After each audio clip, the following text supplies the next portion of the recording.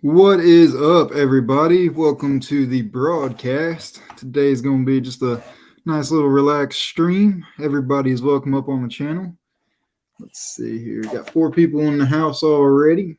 Mr. David, the sapsucker himself. Let's see. I'm going to go ahead and copy this little link right here. I'm going to get all you guys up there. I hope you guys can hear me. Don't know how well you guys can hear me yet. If you guys even can hear me, I think you can. You guys can hear me. Don't know how well you guys can hear me. Here we go. All right, I should be able to pin this. Everybody is welcome. We're going to get this thing started.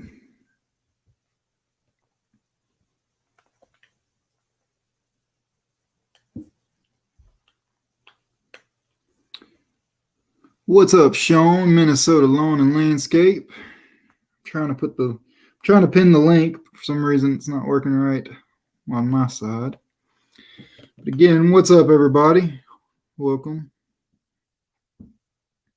It's not going to be too long of a stream today. We're not going to go on for 4 hours today. I've got a niece's birthday party to attend to later today, so I won't be on super long, but we got a few hours, maybe 1 hour, hour and a half, 2 hours. We'll see how long it goes. Just a kind of a chill, relaxed stream yet again. Nothing too crazy. No specific topic to talk about. For some reason, it's not showing up on my YouTube app here. Here we go. I can probably do it like this. Again, everybody is welcome. Any questions you guys may have, go ahead and feel free to ask it.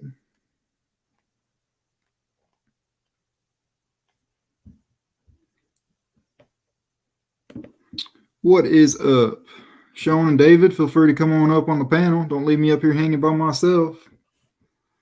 How's everybody doing today? Hope everybody's doing well. Hope everybody caught that pretty awesome video from last night. I know a lot of you guys in the comments I'm seeing. David and Sean, I know you guys did. TG did as well, but he's not here anymore, I don't think.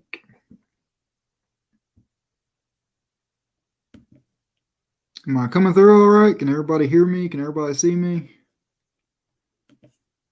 Am I keeping up with the comments? Is there something wrong on my end?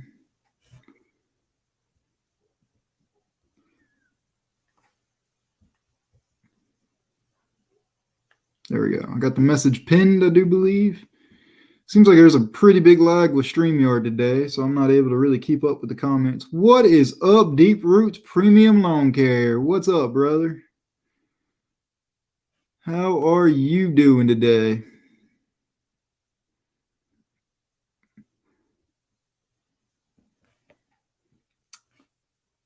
Had to refresh. Yeah, David, I had to do the same thing on my end. I was wondering if people could hear me or even see me, but my phone wasn't keeping up for some reason. And then we got our first question of the day. 7,000 square foot property.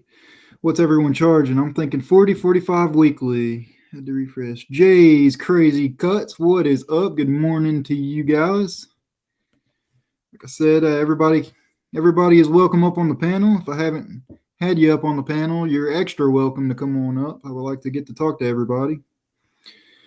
Yeah, bro, it is definitely warmer today. I'm digging it. I'm hoping all the snow is melted before. I'm hoping by Tuesday. It's supposed to, I think I've seen 60 degrees Tuesday. I'm really hoping that's the case, because if that's the case, I'll be able to make some videos again outside.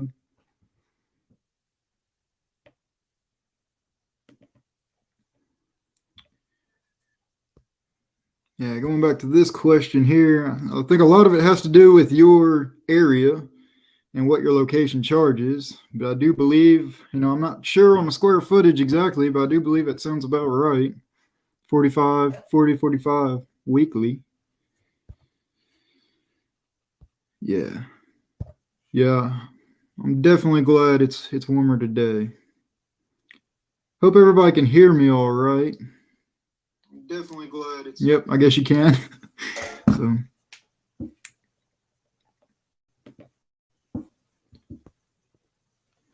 yeah, I'm ready for all the snow to finally melt and be done with it. How much did you get your way, Deep Roots? We got here in Clever, I got about 8 inches Monday, And then between Clever and Aurora, I got 8 inches Monday, and then probably about 5 inches Wednesday night, I think it was, or Wednesday morning. Either way, I had to shovel it, and it wasn't fun. I was pretty worn out by the end of the day. I don't have that many customers that I shovel either. I've only got 3 or 4 of them, not including mine. I didn't even do mine Monday, I think it was. And I was worn out. One of them was a pretty big parking lot. I meant to get on last night just to see the square footage of the parking lot, but our high today is 18 degrees, and that is warm here considering that we have been in. Yeah, 18 degrees. I'm good. You can keep that temperature there. Well, that's what we had actually all last week. We were down into the negatives, which the snow and the cold here is abnormal. You know, we usually get down to low 20s maybe, and that's a really cold day. Sometimes we break into the teens, but that's a really, really cold day. But here last week, man, we got, oh man, it was, I think without the wind chill, I seen -2 on my truck. And I think with the wind chill, they were saying it was going to be like -20, and that was Monday. And that's with the damn near 12 inches of snow we had. Yeah, it's about how much we got total between the 2 days. Man, I really gambled this year not having a real good snow setup because we don't get snow out here. So I gambled it and I lost that bet, that's for sure. You know, I gambled not having any snow and not having the right setup, just a little snow shovel. And yeah, I lost, but it's part of that learning curve, right? I know I got the call that I'll have to, yeah, screw that. Yeah, that's what I'm saying. I got the call. I got the call last Friday, not yesterday, but the last Friday. I have to, I got to set up, what am I saying? I have to be ready to set up for snow removal come next year to keep certain contracts that I'm trying to get this year. Yeah, that's some important organ shrinkage in the way Acme Moen says it from Ben. What do you say? The important parts shrinkage, something like that. It was pretty funny, but yeah. Yeah, I'm a baby in the cold, guys. I do not like the cold at all.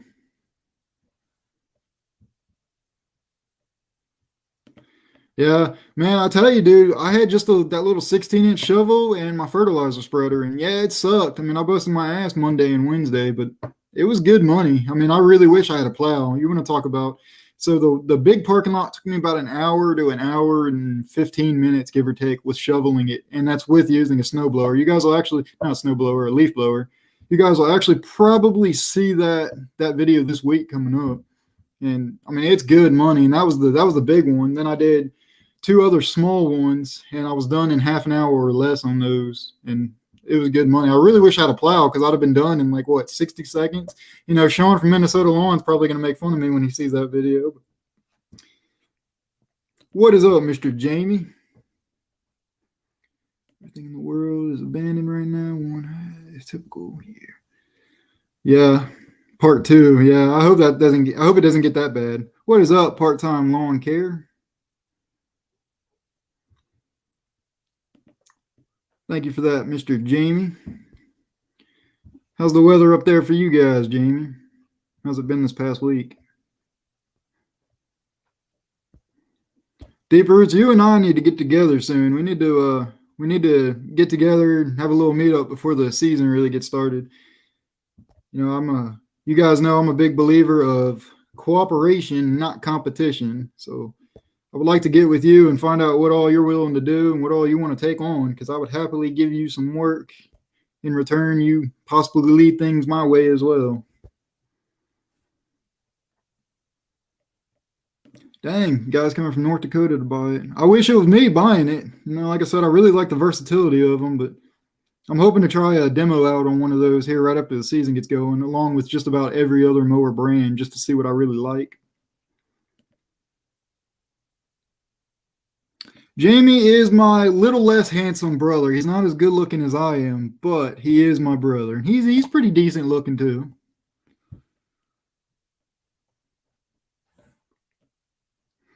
I can just hear him now. He's on the other end of the phone right now. Oh. Yeah. Yeah, that's how it was here too, Jamie. Jamie, my truck said Monday it was -2, and then with the wind chill, I think they called it like -20 or something like that last week. And we actually got snow, which we don't get out here. Oh shit! Now my other brother is in here. He says he's the best one. Yeah, y'all, you might be the best one, but I'm the best looking one. How about that? Here we go. We're about to start all the shit talking in the comments now between those two.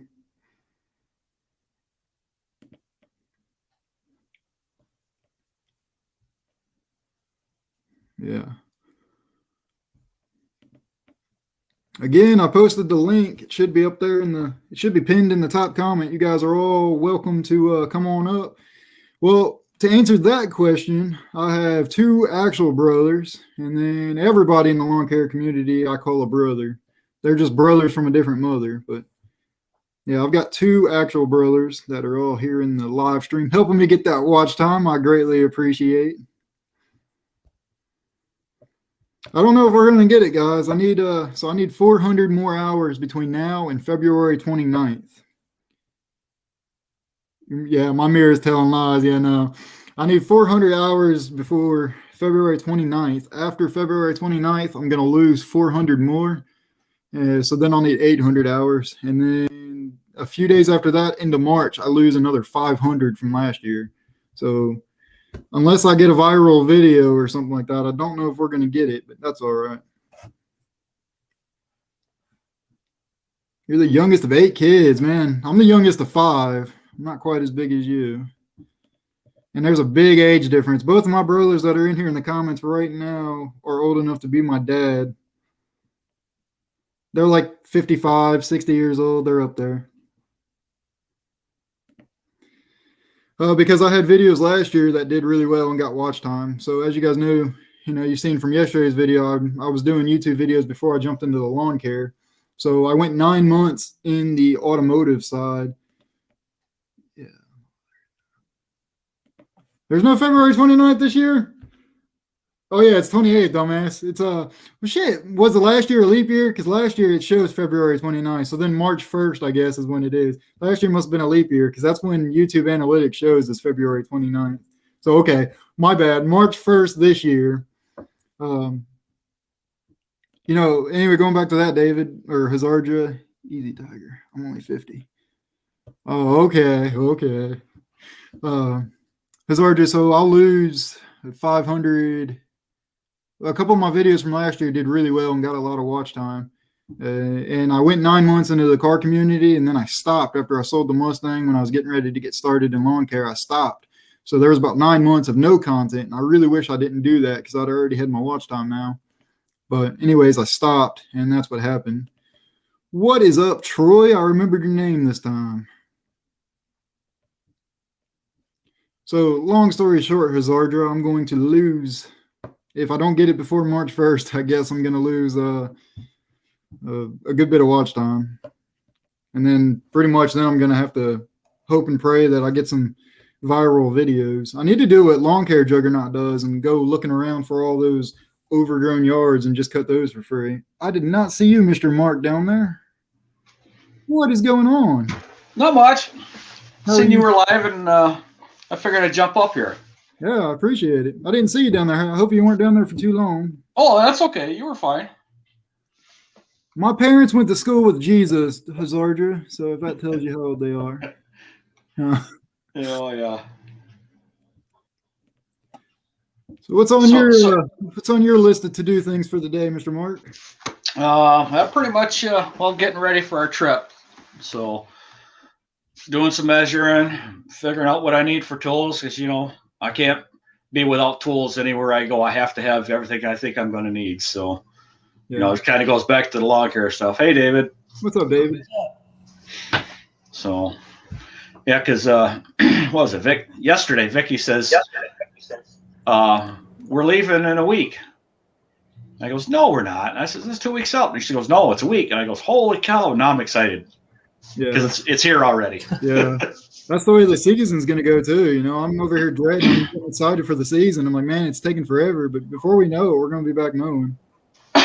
Yeah, see, I'd like to be gone for, I'd like to be gone for like maybe a month or so. But it ain't going to happen because we got too much stuff coming up. So we're just going to make it a short trip going out and back and, visit with KH and everything. So. Oh, you guys are going out there. That's pretty cool. Yeah, we're gonna go hang out with them for a few days. That's pretty cool. And about a week into the season, we're all thinking, damn, I wish it was winter again. Yeah. Oh no.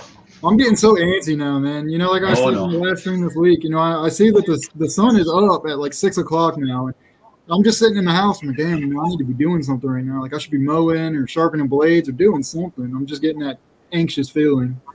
Oh yeah. See, this summer we're gonna be spending a lot of time on our house stuff, along with going out and having fun. Yeah. Because it's we decided this past winter that, you know, because we've had a lot of time to think, we're not selling our house. We're planning on staying here. So we're going to fix it up till it's, how do I want to say this? Exactly what we want.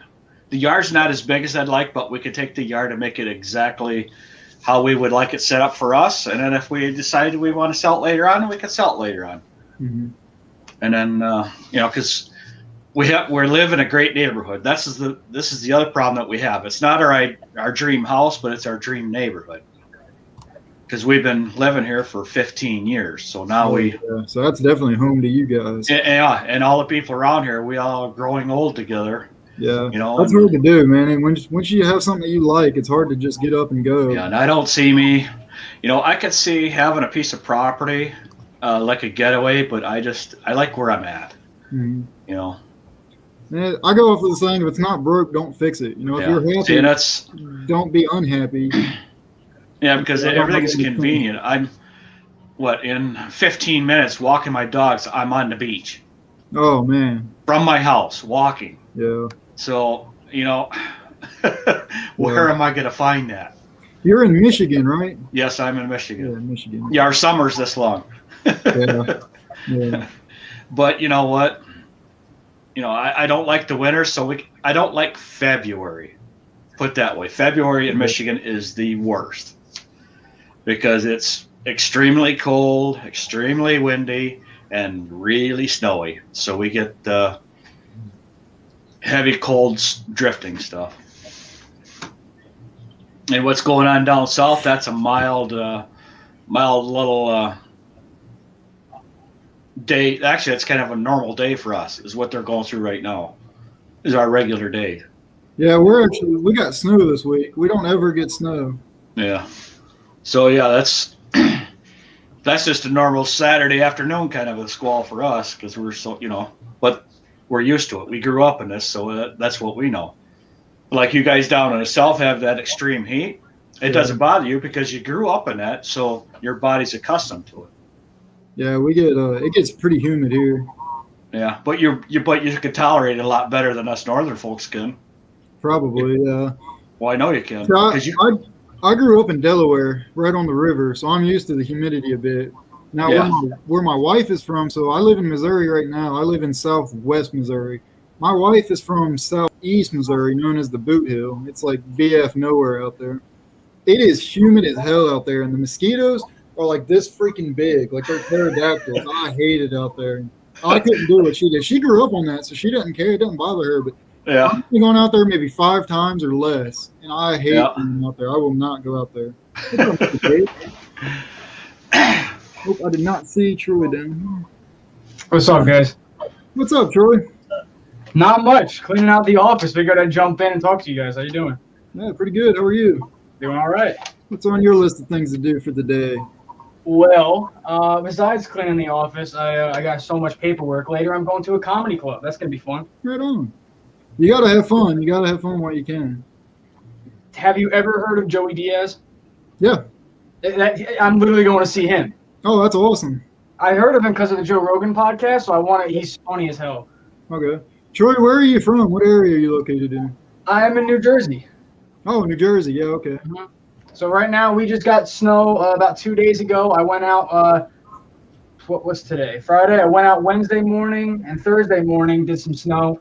And now I'm kind of just waiting for it all to melt. I'm hoping my 60-inch mower comes in soon, and then I can put out my 2021 setup video. That would be pretty good. What'd you end up going with? Well, I bought, it's new this year. I'm pretty big on John Deere. It's the Z515E. It's a 60-inch mower. So is That guy. Crap, I can't do it. That guy down there in the corner. But you I got, love John Deere. So you say you got a 915E? No, I got the 515E. I know that this mower is technically it's right. residential. It's got a stamped deck, but it's all about money right now. I love paying for things in full rather than financing stuff, and that's what money could afford. You know, in the future, I might go to commercial equipment. I had a Z355E, a 48-inch, for 2 years, and it's served its purpose. It's a great mower. So I figured, why not get this 60-inch? It'll last me for where I need it. It'll make the money back and go to commercial when I need to. Well, see, there's nothing wrong with stamped deck. Oh, yeah. There's nothing wrong at all. The Exactly. only difference between the stamped deck and the commercial deck is just the thickness on the front, basically. My saying is, as long as you pay attention where you're going with that deck anyways, you shouldn't really worry about whether it's a stamp or not. You know, if you hit something, it'll destroy easier, right? But if you just pay attention and you know your yards, I don't see a problem with going stamp deck. Yeah, Exactly. there's no problem with it. It's all depends on, you know, because if you're in an area that has really no sand, Mhm. sand is what chews up a deck. And if you don't have much sand, you're going to be fine for years. Oh, yeah. I mean, the Z355E, the 48-inch that I've had for 2 years now, Yeah. it looks like brand new. I maintain it. I do all my like oil change and stuff like that every 50 hours and clean it weekly. It looks almost brand new except for, you know, some scratches here and there. But, you know, maintain your equipment. It'll keep you good. Yeah, the guy that I bought my Z915E off of, he just got it last year and he wasn't able to use it because he had a stroke. He's getting out of lawn care. He used, I think, like the Z400 and 500, you know, the residential grade Deere zero turns. He said in only 4 years that he's done lawn care, and he's like, I'd say in his 70s or so. In 4 years he done lawn care, he made like $100,000 of that equipment. Mm-hmm. Mm-hmm. Just off of 20 yards at that. Yep. See, when you're doing 20 yards and you're providing a full service year round, yeah, you're making money.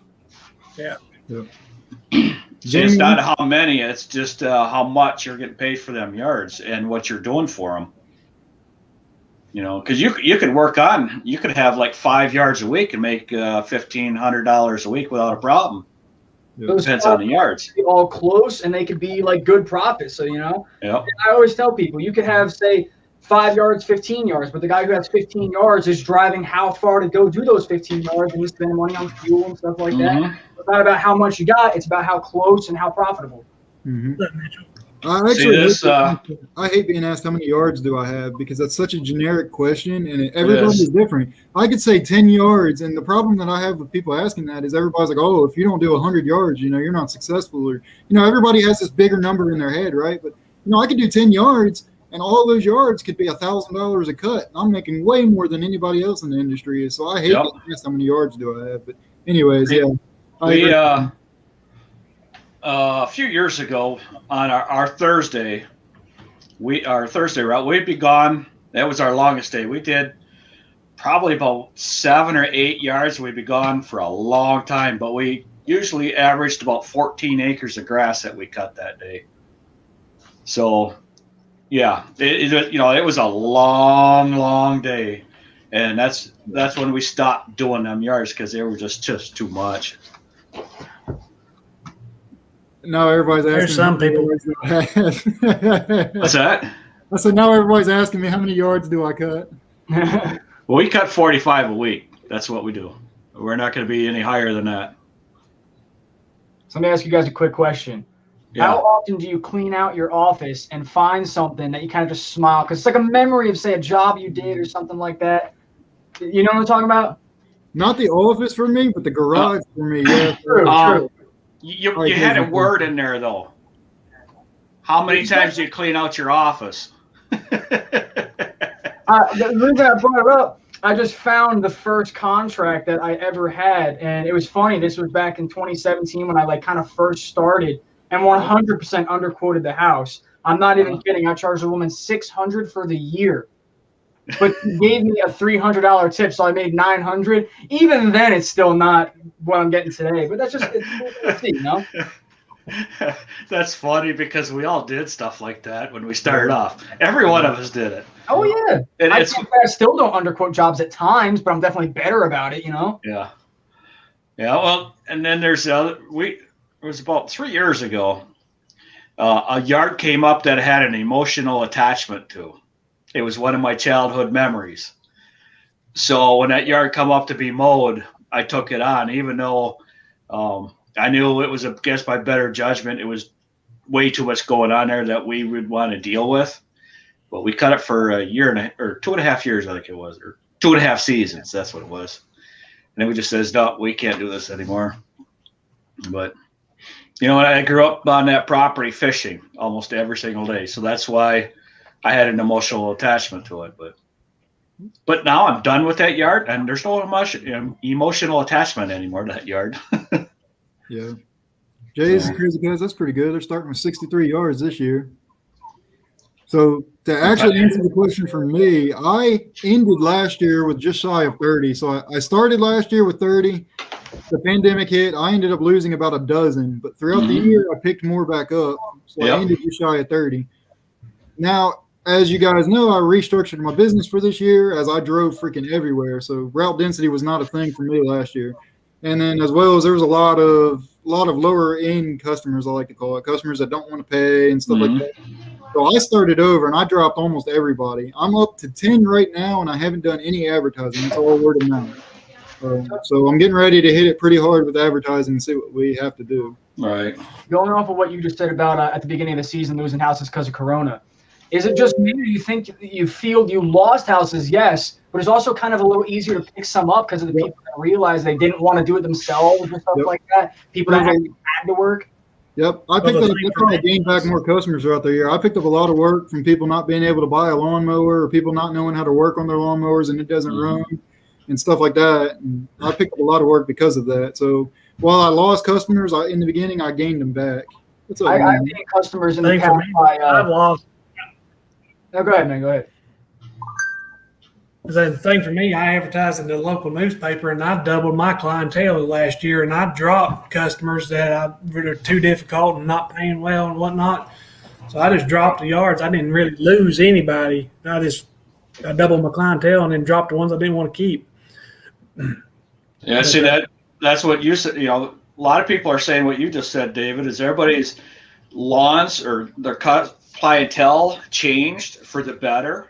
And we all made about the same amount of money. Actually, we pretty much all made more money than we had anticipated because we figured the beginning of the year was going to be absolutely horrible. We figured it was just going to be a nightmare all the way through, which wasn't.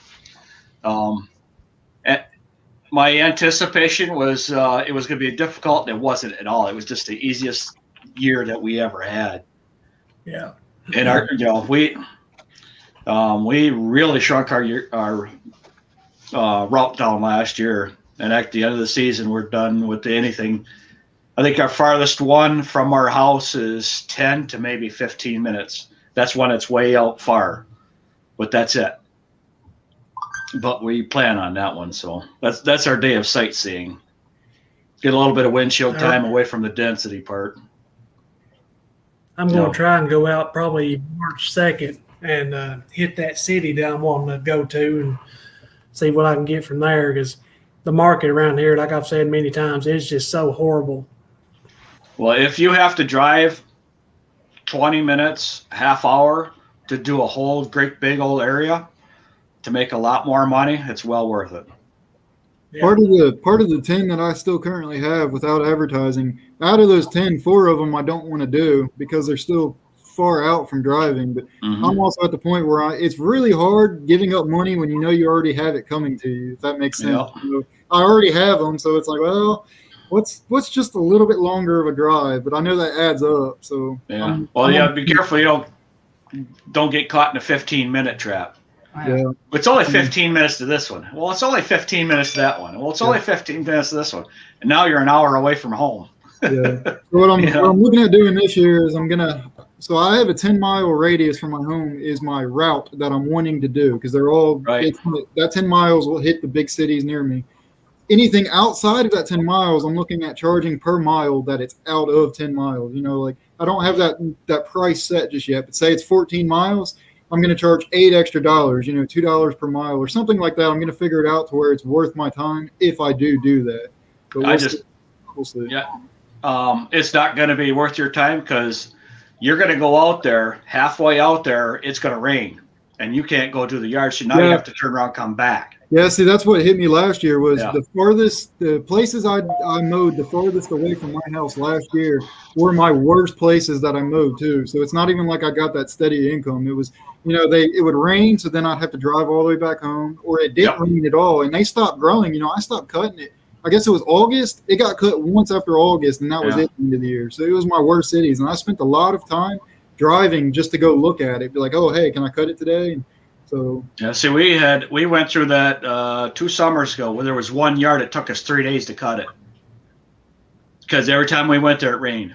We would be fine, and then just completely downpour, and there was nothing we could do because the whole yard is clay.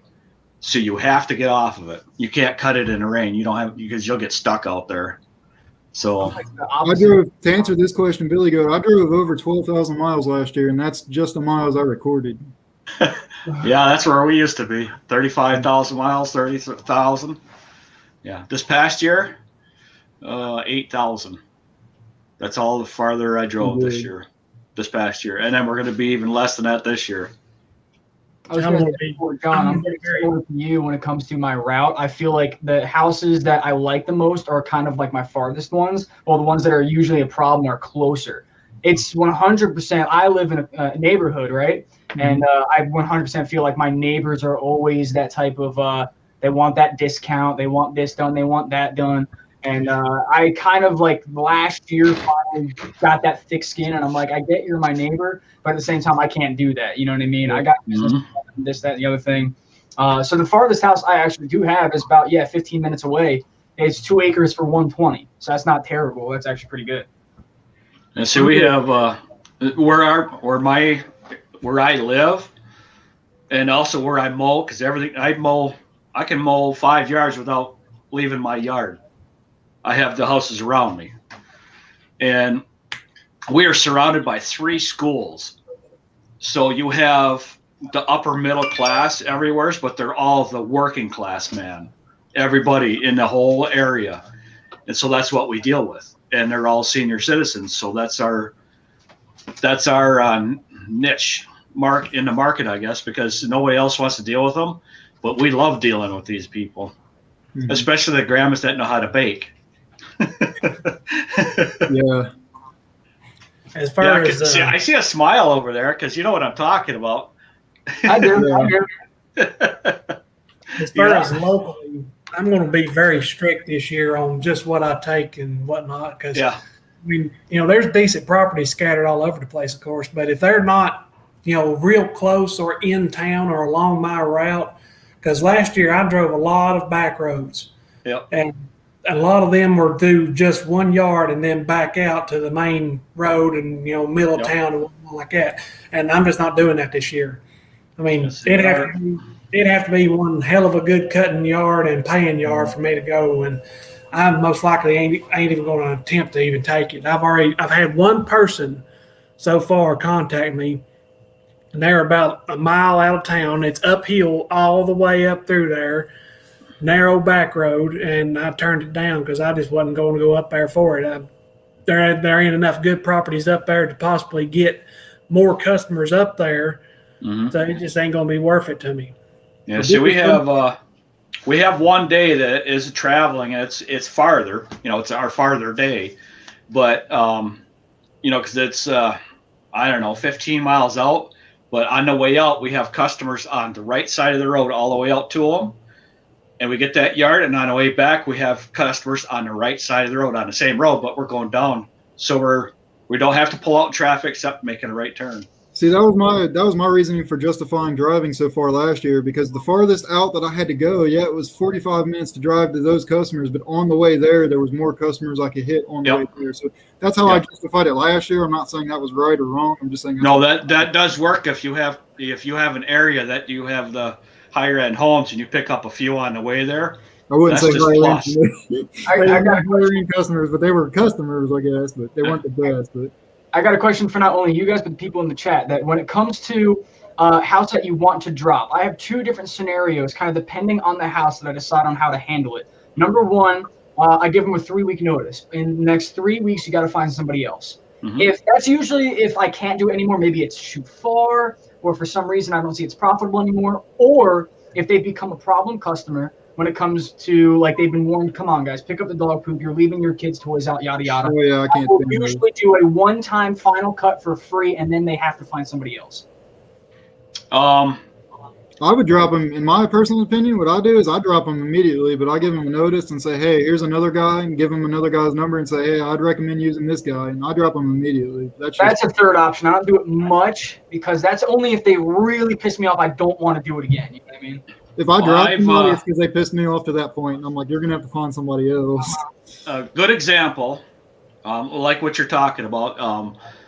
About 3 years ago, there was this gentleman. He is how do I want to say this? Very particular on how business runs or how he thinks business is run, because he's a very important person. He has a title, a big title. Well, we were cutting grass, or we were making let's see. He had a special person moving into his house on a Wednesday. It rained Monday and Tuesday and Wednesday. And I this is Thursday. You know, I'm still doing Monday's route. I'm out in the middle of a yard. The front yard is an acre. My phone is vibrating the whole time I'm out there. Someone's calling me and calling me and calling me, and I'm getting pissed. So by the time I got close to the house, because I wasn't stopping where I was going, I looked at my phone, and I didn't recognize the number, but it called. And while I was sitting there, it rang again. I fired him on the spot. Says, you're done. I'm not dealing with this. Exactly, right there.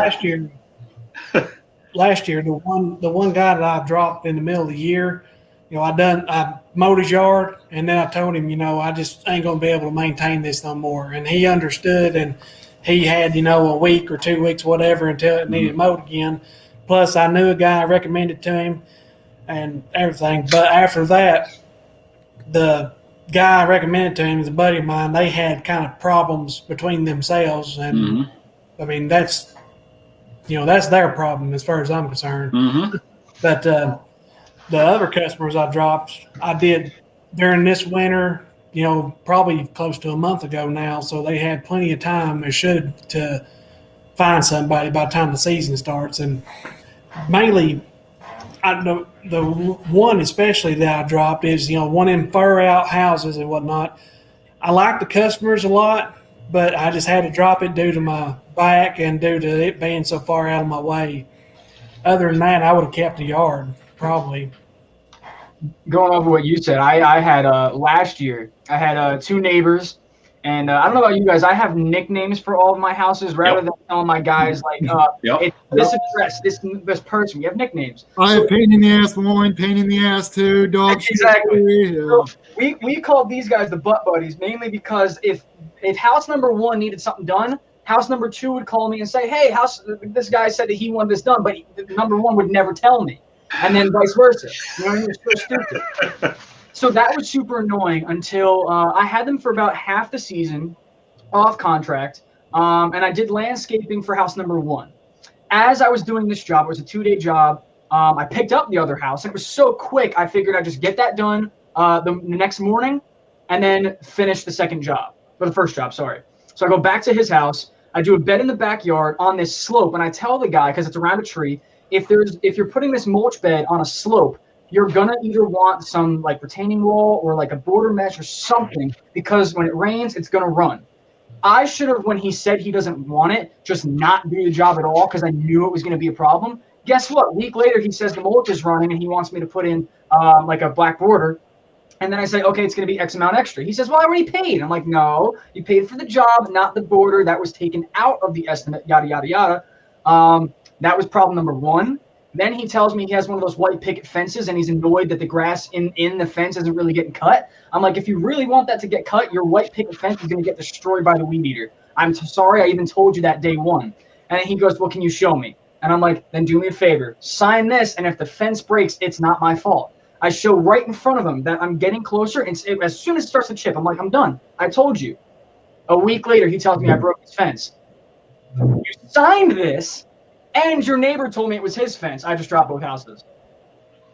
I had a lot of customers that thought I was on their time. They would think that just because they're going to the grocery store at 4 o'clock, I'm going to be there.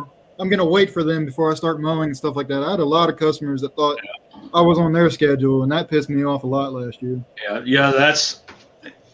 We call them needy people. Mm-hmm. I need this, I need this, I need this, and can you do it? Can you be here at this time? I want to change my day because it doesn't work for me when you're here. Yeah. Yeah, we all I get try to be as lenient as I can when it comes to stuff like that. I mean, like we have our days. I typically, I've been asked before about people like, what's the best route? I try to do towards the end of the week because people want a nice lawn for the weekend.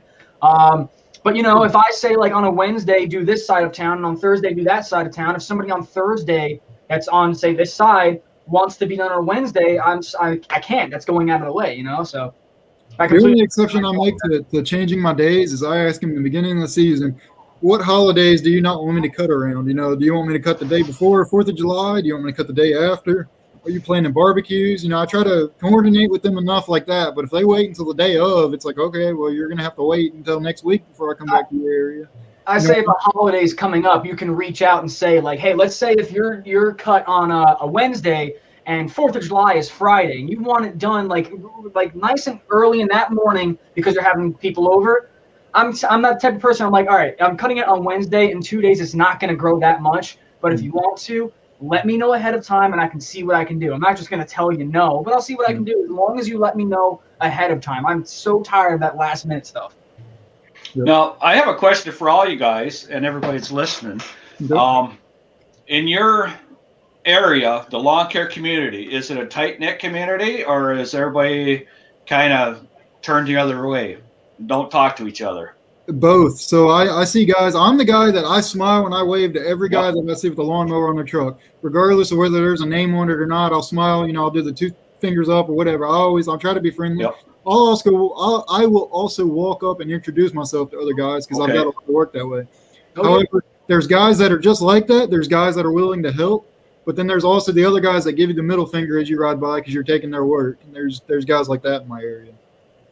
For the most part, we're pretty friendly. I want to say about 95% of the guys are friendly. You have those jerk-offs. Mm-hmm. But there's this one guy that I feel like – actually, let's talk about two that I can think of. One guy I used to work with when I was younger, and he accused me of trying to take business from him and stuff like that. 100% was not the case. Got me – I've talked about this in videos on my channel if you guys have seen it, but I was 17 years old. He kind of like got in my head that if we worked together – with his commercial equipment, because I was just using push mowers, that we could get the houses done quicker. And with that said, as soon as he kind of like cut ties and I had to go back to doing these houses, we were used to doing commercial mowers with like a crew. I lost houses. He undercut all my houses, and completely screwed me over. So that guy is one guy I don't have a good relationship with. And the guy that does my neighborhood, I turned down doing my neighborhood because God forbid there's ever a problem. I don't want people in my neighborhood getting mad at me and stuff like that. And he always gives me the finger when I drive by because I'm in the neighborhood and taking certain houses from him, I guess. Jamie, yes, there is enough lawns to go around. I was just answering. And that's why I was asking about if you are close-knit with your lawn care community in your area, because around here we have – you know how you have the customers that go from lawn service to lawn service to lawn service because they're never happy with anything. Well, in our community, a lot of people are actually, if we find out who cut their lawn before them, and then before we say yes or before we go meet with them, we call or text the person that you had it, because we all have each other's phone numbers. Mm-hmm. What's wrong with this customer? Yep. Why are they calling me? Because we all have, I believe in our area, all lawn care companies are top notch. I mean, their level of, I don't care what they're using. It doesn't matter what they're using. Everybody's doing the same cut, and it's all quality work. I mean, everywhere. The standard's really high here. So there's not too much people quitting for a reason. And it's usually person quit showing up because they weren't getting paid. I've always said I wish there was an app that somebody would make. I'm not smart enough to know how, but an app where us contractors can rate the customers, can rate the residents. I knew it. Well, I tell you, because I've been in, or actually, I haven't been in the yard. I've been out mowing, and one of my buddies has sent me a text message. They're in a yard talking to one of my old customers, and they're texting me while they're talking to the customer. What's wrong with this customer? You got to have balls to do it, but you got to do it because you got to cover your ass. Yep. Around here, I've never had anybody like flip me off or anything like that. Every time I see them, I wave, and usually they wave, and half the time they wave before I do because they see me first or something. But I know one guy that I have his number and I have a card of his on hand, and I have tried to send work toward him. I don't know if he's actually picked up anything that I've sent his way, but there is, as far as I know, there's been nobody to send anything my way. Mm-hmm. I found everything through advertising and whatnot. And for me, word of mouth, going off that kind of spiel there, word of mouth around here just hasn't worked for me really at all yet. Everything that I've found, I've gotten through advertising. I've had like maybe one or two customers I picked up from a current customer, and that's it. Mm-hmm. See, around here, if we have a problem in a certain area, and we know that person's cutting, if we're broke down or something, and we know that because we're in different areas all over the place. We kind of know where everybody cuts. So if that person's in that area, I'll text them if I got a problem, or they'll text me if they got a problem because they know where we're at. Because we see them all day long, and we'll drop everything, go help them. It says, well, we'll finish up this yard. We'll be right there all the time. And they'll do the same thing for us no matter what. One thing that really helped me out getting customers last year was at the beginning of the season. How I said before, how kind of like a Wednesday, Thursday schedule. We're on different sides of town. That's because we have this main route going through our town. Yep. So on Thursday, the town or the neighborhood we go into is very dense. I have houses like bam, bam, bam, bam, bam, get them knocked out. And that happened because I wanted to get into that neighborhood. And I'm not big on I don't really leave mail cards in the mailbox or door hangers or knock on doors. But one time I did. I went to this house and I knocked on the door. I said, hey, I just want to let you know I'm a new lawn service in town.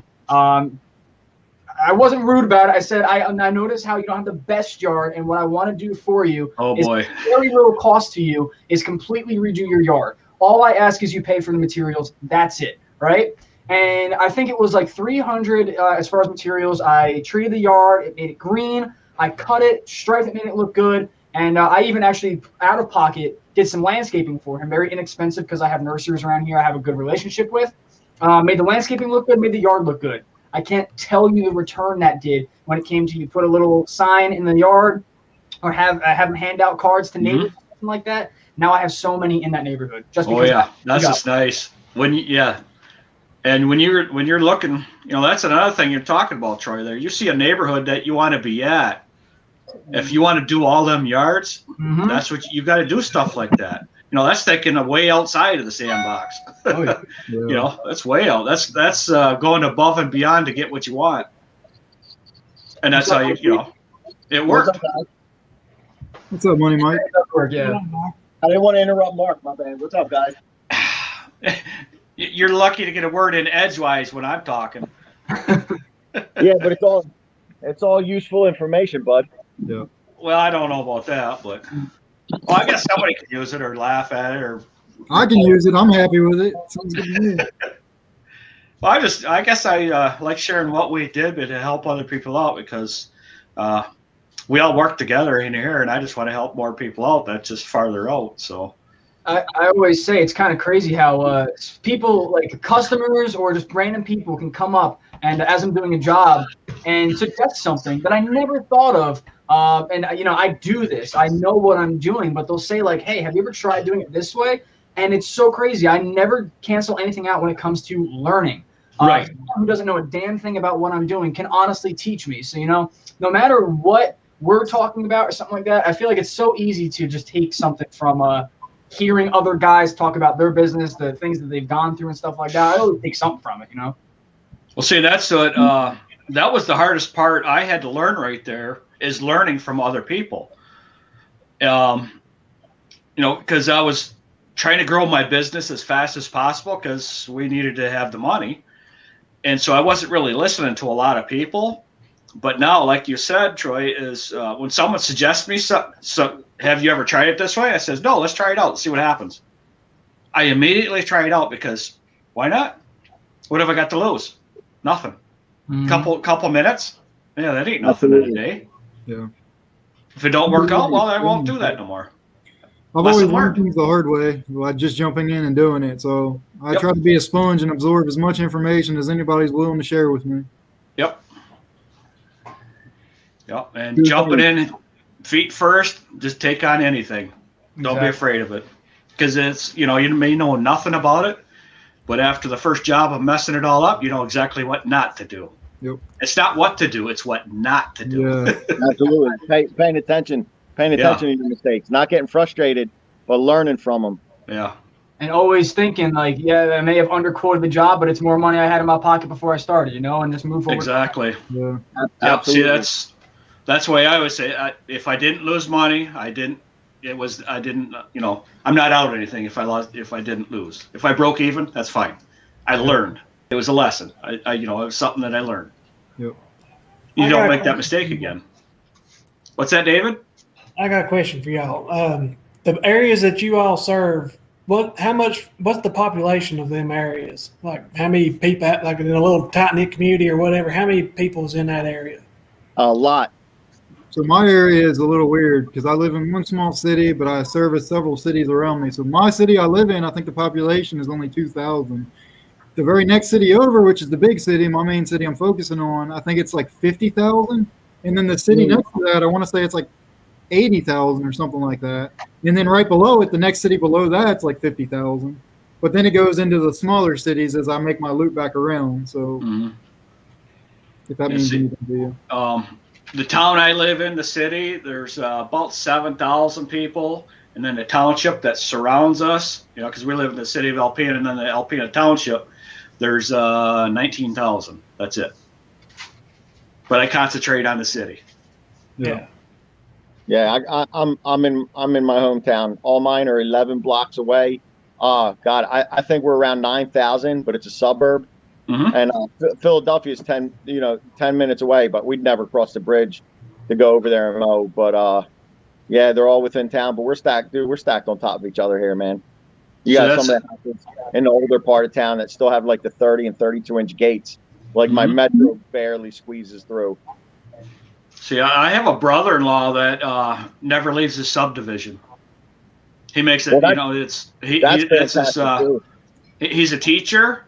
And in the in the summertime they mow lawns, and because in Michigan, I'm not sure how it is, but everywhere else, but he gets paid through the whole year. Instead of having everything in lump sum, he spreads it out through the whole year. It's an option. You can do it one way or another. So all of his mowing that he does and the lawn care stuff there pays for their trips, their vacations everywhere, pays for all the extra stuff. So it doesn't come out of their regular budget. So it's, you think about it, that's a real smart way to do it because he's making a good living to live on, but the side hustle pays for the fun stuff. Absolutely. And like I said, he never leaves the subdivision. Is he around here? He's in southern Michigan. Michigan. Here, there's a couple places. Around here, there's a couple places they call subdivisions that might be 5 to 6 houses. There's no such thing as subdivisions around here. The only one decently sized subdivision that is here, is an income-based housing area, and there's one guy that lives there that does all the lawns that, the people that don't do them themselves, he does all the rest of them. There's nothing like that around here. Yeah, that's because most of my property, ask a question. I got to drive to each property. Mark had asked about like the town. In my town, I don't know exactly how big it is and how many people, but I do know there's like a town Facebook page that has thousands, and I've utilized that before by like at first when I started out like a couple years ago, I put out a post and basically saying like, hey, I just graduated in high school, trying to start a business, blah blah blah, and it blew up, and that was great for me. But then I kind of realized that the more I got from that Facebook group were a lot of the problem customers that like wanted a discount, stuff like that. So I just leave it to word of mouth at this point, and the small little bit of advertising I still do. But my question for you guys, I kind of just forgot what it was. I do that all the time. Exactly. I wanted to ask something important. It'll come back to me, but forget it. Troy's real. Hey, you know what sound exactly like my I just remembered it. my entire county, there's 23,000 people. How many, David, you cut out there? It said in my entire county, there's only 23,000 people. Okay. And you got a big county that's all spread out though, right? Yeah, a lot of farmland, a lot of real steep yards. They just there's some people around here that, from what I hear, charge quite a bit to do mowing, and I swear I don't see how they're getting their prices. They have to be, they had to target the 1% of customers that can actually afford it or something. But that's why I'm wanting to try and spread out to this upper area. There's just so many more properties there. Yeah, once you get 1 yard in there and you start showing up in there, people will ask you. I've heard guys, what they do is, let's say, like, a lot of the guys I know, at least in my area or other areas around, I feel like typically what I hear is a lot of guys are going around like 40, 45 at the current moment. That sounds about right, at least for my area. But I know that there are guys in town that charge a little more, but what they do is they say, like, let's say their base is 45, and they charge the house, say, 50 or 55, that extra $5, $10 for every cut is basically because if they see something needs to get done, they'll do it while they're there rather than make it a separate job. If something needs to get trimmed real quick, while we're there, we'll do it. They usually keep a little extra mulch in the bed. If they see some of the mulch is getting a little crappy, put some mulch down, yada, yada, while they're there. I see that being something that, like, maybe can be profitable. It makes sense to do it. I personally, I think John and Mike G, if you guys were in the live yesterday, I was talking about how Brian's Lawn Maintenance has that service agreement. I do that because people will check off what they want, let me know what they want, and then give them a call back and confirm this is what you checked off, blah, blah, blah. I see you missed this. Is it something you want to look into? And I can honestly kind of upsell them on the phone, see if they want it, but I don't push them if it's something they don't really think is what they need, I'm still pretty new at trying to figure out my pricing per minute and stuff like that, but I really agree with Minnesota Lawn here, Sean. I really agree with what he's got there as price, because the properties I was timing out how long it takes me to do it, that's damn near what it came to for even me. So I'm on to something there I agree with you there, Sean. Yeah, that's pretty close right there. Typically try and get. Go ahead, David. I typically try and get at a very bare minimum of $25 an hour around here. Usually, a lot of times it comes out to more than that, because I know in just under a half acre to a half acre property, which is what a lot of properties are around here, and with a lot of weed eating, I can usually do such a property by myself in about an hour. And typically for about an hour, I get about $50, $60 per yard or so, somewhere between $50 and $70.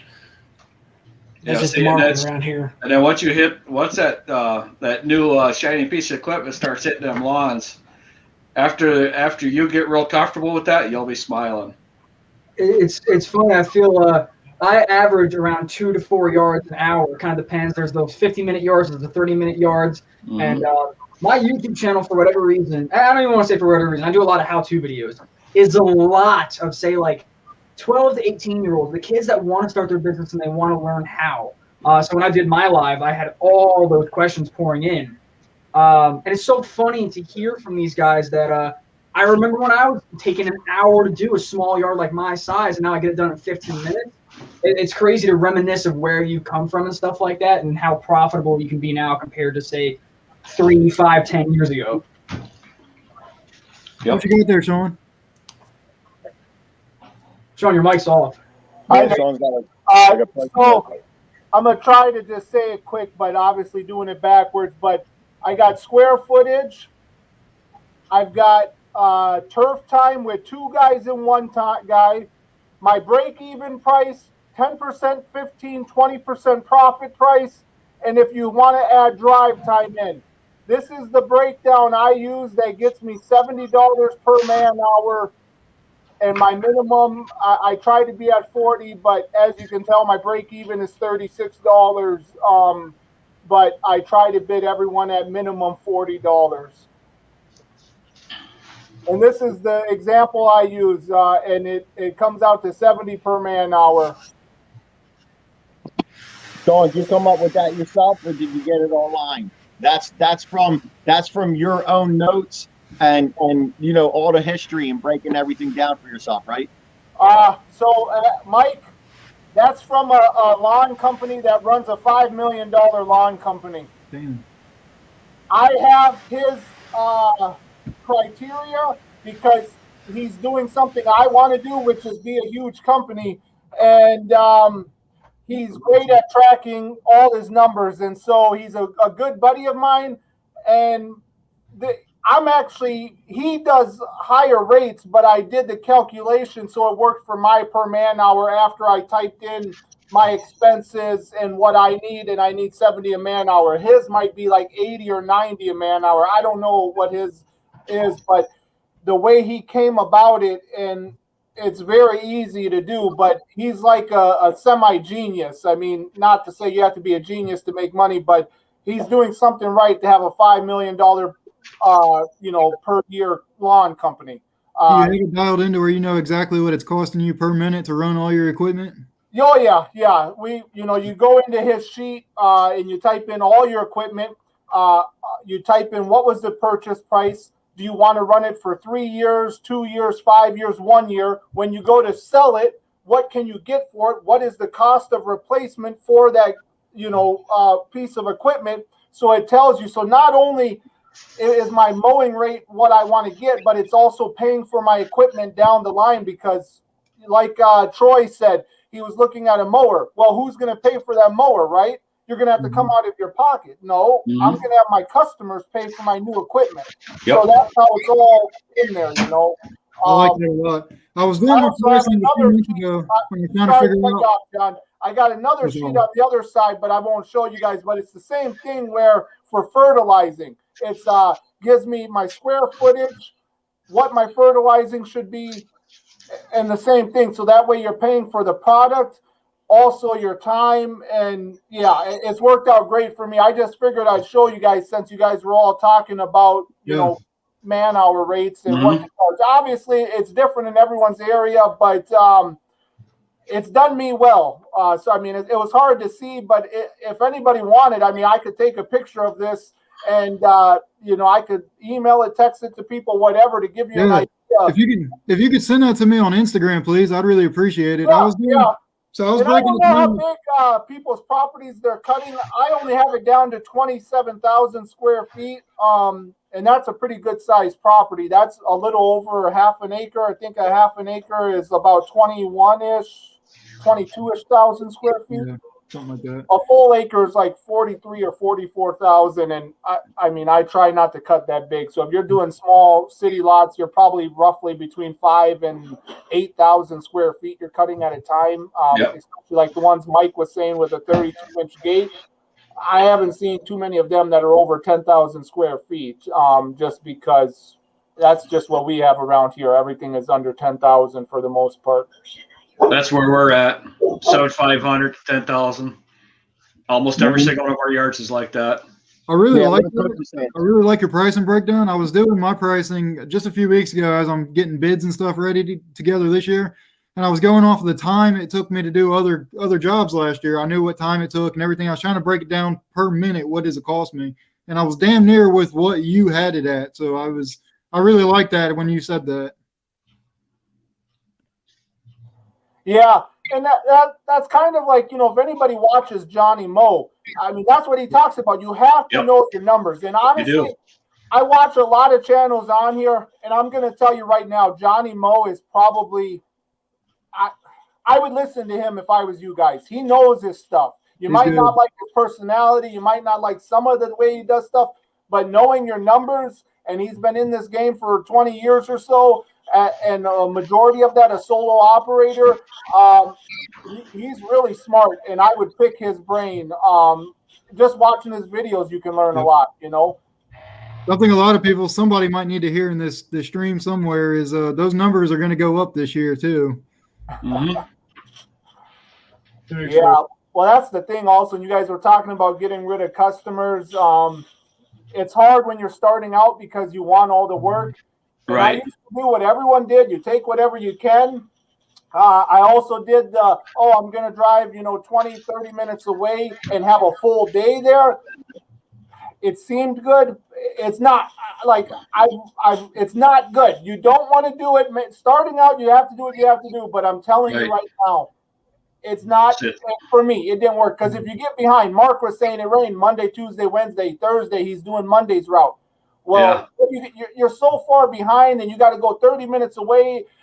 It didn't work for me. I did it for a couple years just to get going, but now everything is route density. I mean, I would love to have everything within 11 blocks like Mike has his. That's great. Not everybody can do that, but if it's a goal to look for, obviously. But again, listen, and I have the luxury of it not being my bread and butter, so I can be more selective. And it took me, and I want people to be clear, like that should be your goal, but don't just get frustrated going, hey, I know that guy Mike has them all stacked. It took 4 years to do that, and it's my part-time gig. I can, if I had to pay bills, you best believe they're not all going to be 11 blocks from the house. And Mark, that's the thing we touched on last week when we were giving advice. I forget who we were giving it to, but we pumped the brakes 1 second and said, hey, let's be clear. If you're going to fall behind on your bills and you're going to start missing payments, don't listen to everything we're saying. Just take all the advice and do what's best for you. Don't just go, hey, it was fantastic advice online, and you know what? You're right. I am going to drop those customers, and then next thing you know, you're falling behind on life, on bills you have to pay and stuff you have to cover. I got a lot of advice from a guy. I think I mentioned it last week or whatever. Get rid of your bottom 10% customers every year. Oh yeah. And see what I always do. If there's a yard that I'm just not going to do anymore, I don't want to do that area anymore. But if I made the commitment of starting that yard, I am not going to drop them until the end of the season. And I'll send a letter out. I will not be servicing your area. So it gives them time to find another lawn care company, because most people that you take care of, they expect you to be there. So they're not even thinking about you.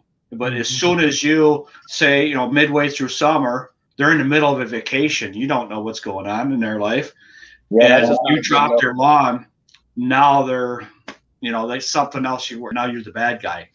I want to go off of what you said and then go back, but I had a customer once that went on vacation for a week, and he knows that there's been times I come to his house and I say, like, hey, it's so short right now. If I were to cut it, you're paying for nothing. It's going to kill the yard, so let's just wait till next week, right? He knows I do that. I save him money, but he went on vacation once. I did cut it. He gets home like a day or two later and tells me it looks like it wasn't cut. Why did I charge him and stuff like that? I'm like, I'm not lying to you. I still did it. Which is just one thing that, like, I still to this day don't understand.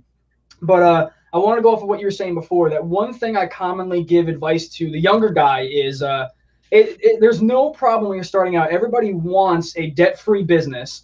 I can't say that I'm not right now. I mean, yes, I make payments on my truck, but a lot of guys do. That's one of the most expensive pieces of equipment.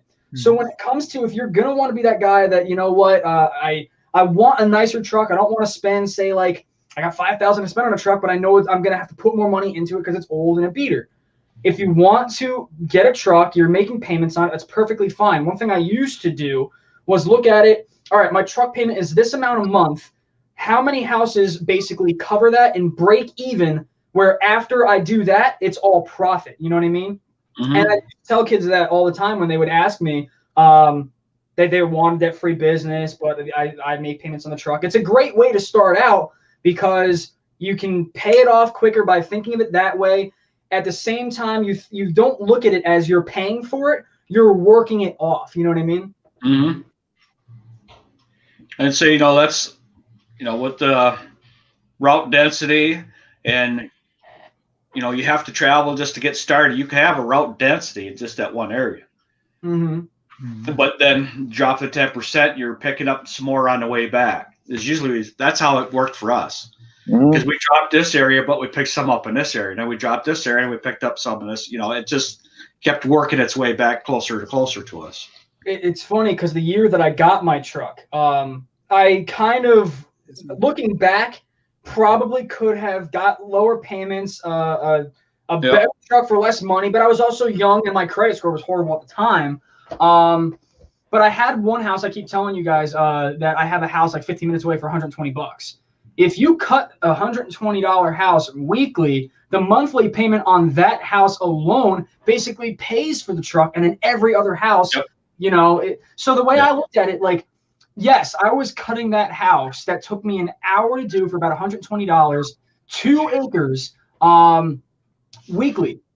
Yeah. 120. It was great, So yes, at times I was thinking about like raising the price on it only because I've been doing it for 120 for so long, and I know that I can do, say, 4 houses in an hour at $40. So to do 120 in an hour is kind of not where I want to be anymore. But it's all. I look at it as a loyalty thing too. I've had them for so long; they've never given me a problem. I get other jobs from them, so. If I want to raise the price by $5, and I think I highly doubt 125 is going to break them, but you got to look at it that way too. Don't be afraid to raise the price, but at the same time, don't lose a house that makes you this much money in other jobs just for a little bit on the lawn service. Mm-hmm. Yeah, you gotta. Yeah, you get. Actually, the thing is, you know what you need to survive. You know how hard you can work, and you know what your ambition level is. You just want to push it. I always say you're the only one that knows your business. Yeah. And you have to do what's right for you, or what's best. Let me rephrase that. What is more comfortable for you is where you want to start at, but you want to push yourself out of that comfort zone, so you're a little bit uneasy of taking that next step to be better for yourself, improve your business to where it needs to be. That includes whatever you can do to get out of debt without any kind of debt, without any kind of major overhead and repairs and stuff, and not have the brand new truck with the big payments, and just try to do the best you can, like, what do we say? Live the peanut butter and jelly lifestyle. And then when you have the money, live like you have the peanut butter and jelly lifestyle, and you'll be fine. Yeah. Fake it till you make it. Yep. And then still live the same lifestyle. Don't change your lifestyle just because your income changed. That's the hardest part. You'll never get ahead. You never get ahead. Yeah, it's the hardest part for everybody to do, because you get addicted to the money and the lifestyle really fast. And we all kind of did it. Sorry. In the beginning, we all kind of did it. It just took a while for us just to pull it back in through. That goes back to the part of what I said about everybody's numbers being different, regardless of how many yards you have. It's all about what do you actually need. Everybody's situation is different. Everybody needs a different amount of money to survive. His browser's on. Carlo, I think you got the browser open. Yeah, we got two tabs open. Yeah. Did you get it? I muted him for a sec. Give me a thumbs up or something, Carlo, when you got it. Okay, he's got it. What about now? I can hear everybody. Okay, yeah, it just the one browser, because when you click on StreamYard, it opens up another browser, but that other browser's still open, so you hear still open in the background. I learned that the hard way. I still do it. I still do it all the time. Listen, guys, sorry, I was like making breakfast and coffee and getting ready and trying to listen to you all, and guess what? I got up late again. Yeah, well, at least you're not frozen this time. Oh my God, yeah. I still got to put a video together of me before that happened. We got it with nothing but ice. I went out yesterday and did one customer, and because everybody around here just freaking waits till it melts. You can't make any money with this shit unless you have a contract. Last year I had a bunch of contracts sitting around, couldn't do nothing, and this year I said, screw it. My plow was broke. I'm not going to get myself in that situation. I fixed my plow. The very next day we start getting snow. I'm like, son of a bitch. Because of what Carlo said, now I've got a question for you guys. When it comes to snow removal, I get it's all about timing, when it tapers off, when people want it done. But how do you guys go about those people that say, like, hey, the plow hasn't come to my street yet, so I don't want to get plowed in, this, that, the other thing? How do you deal with those customers that say, can you wait? If I'm in the area, it's getting plowed, and I know what I do, because I'm making circles all day long and my like route density thing there. So for me to drive 5 minutes out of my way to get that driveway is not a big deal to me. And it's just a customer service. But that customer I take care of all year round. So they have a little bit more leeway, and because they pay me every single month, I'm getting a check from them.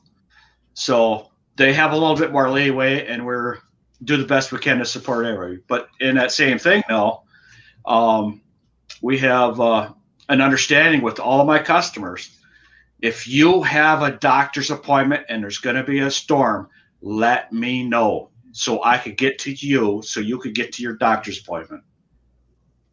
All the time. That's always an understanding. Or if you got something going on, you have to get out, let me know ahead of time. And I'll get them first. So I'll just do my route a little bit differently, which pretty much everybody understands that. Mm-hmm. And there's certain people that never leave the house till the afternoon anyhow, because they're too busy in the morning and got too much other stuff going on. So just kind of play it by ear. I can get service out there.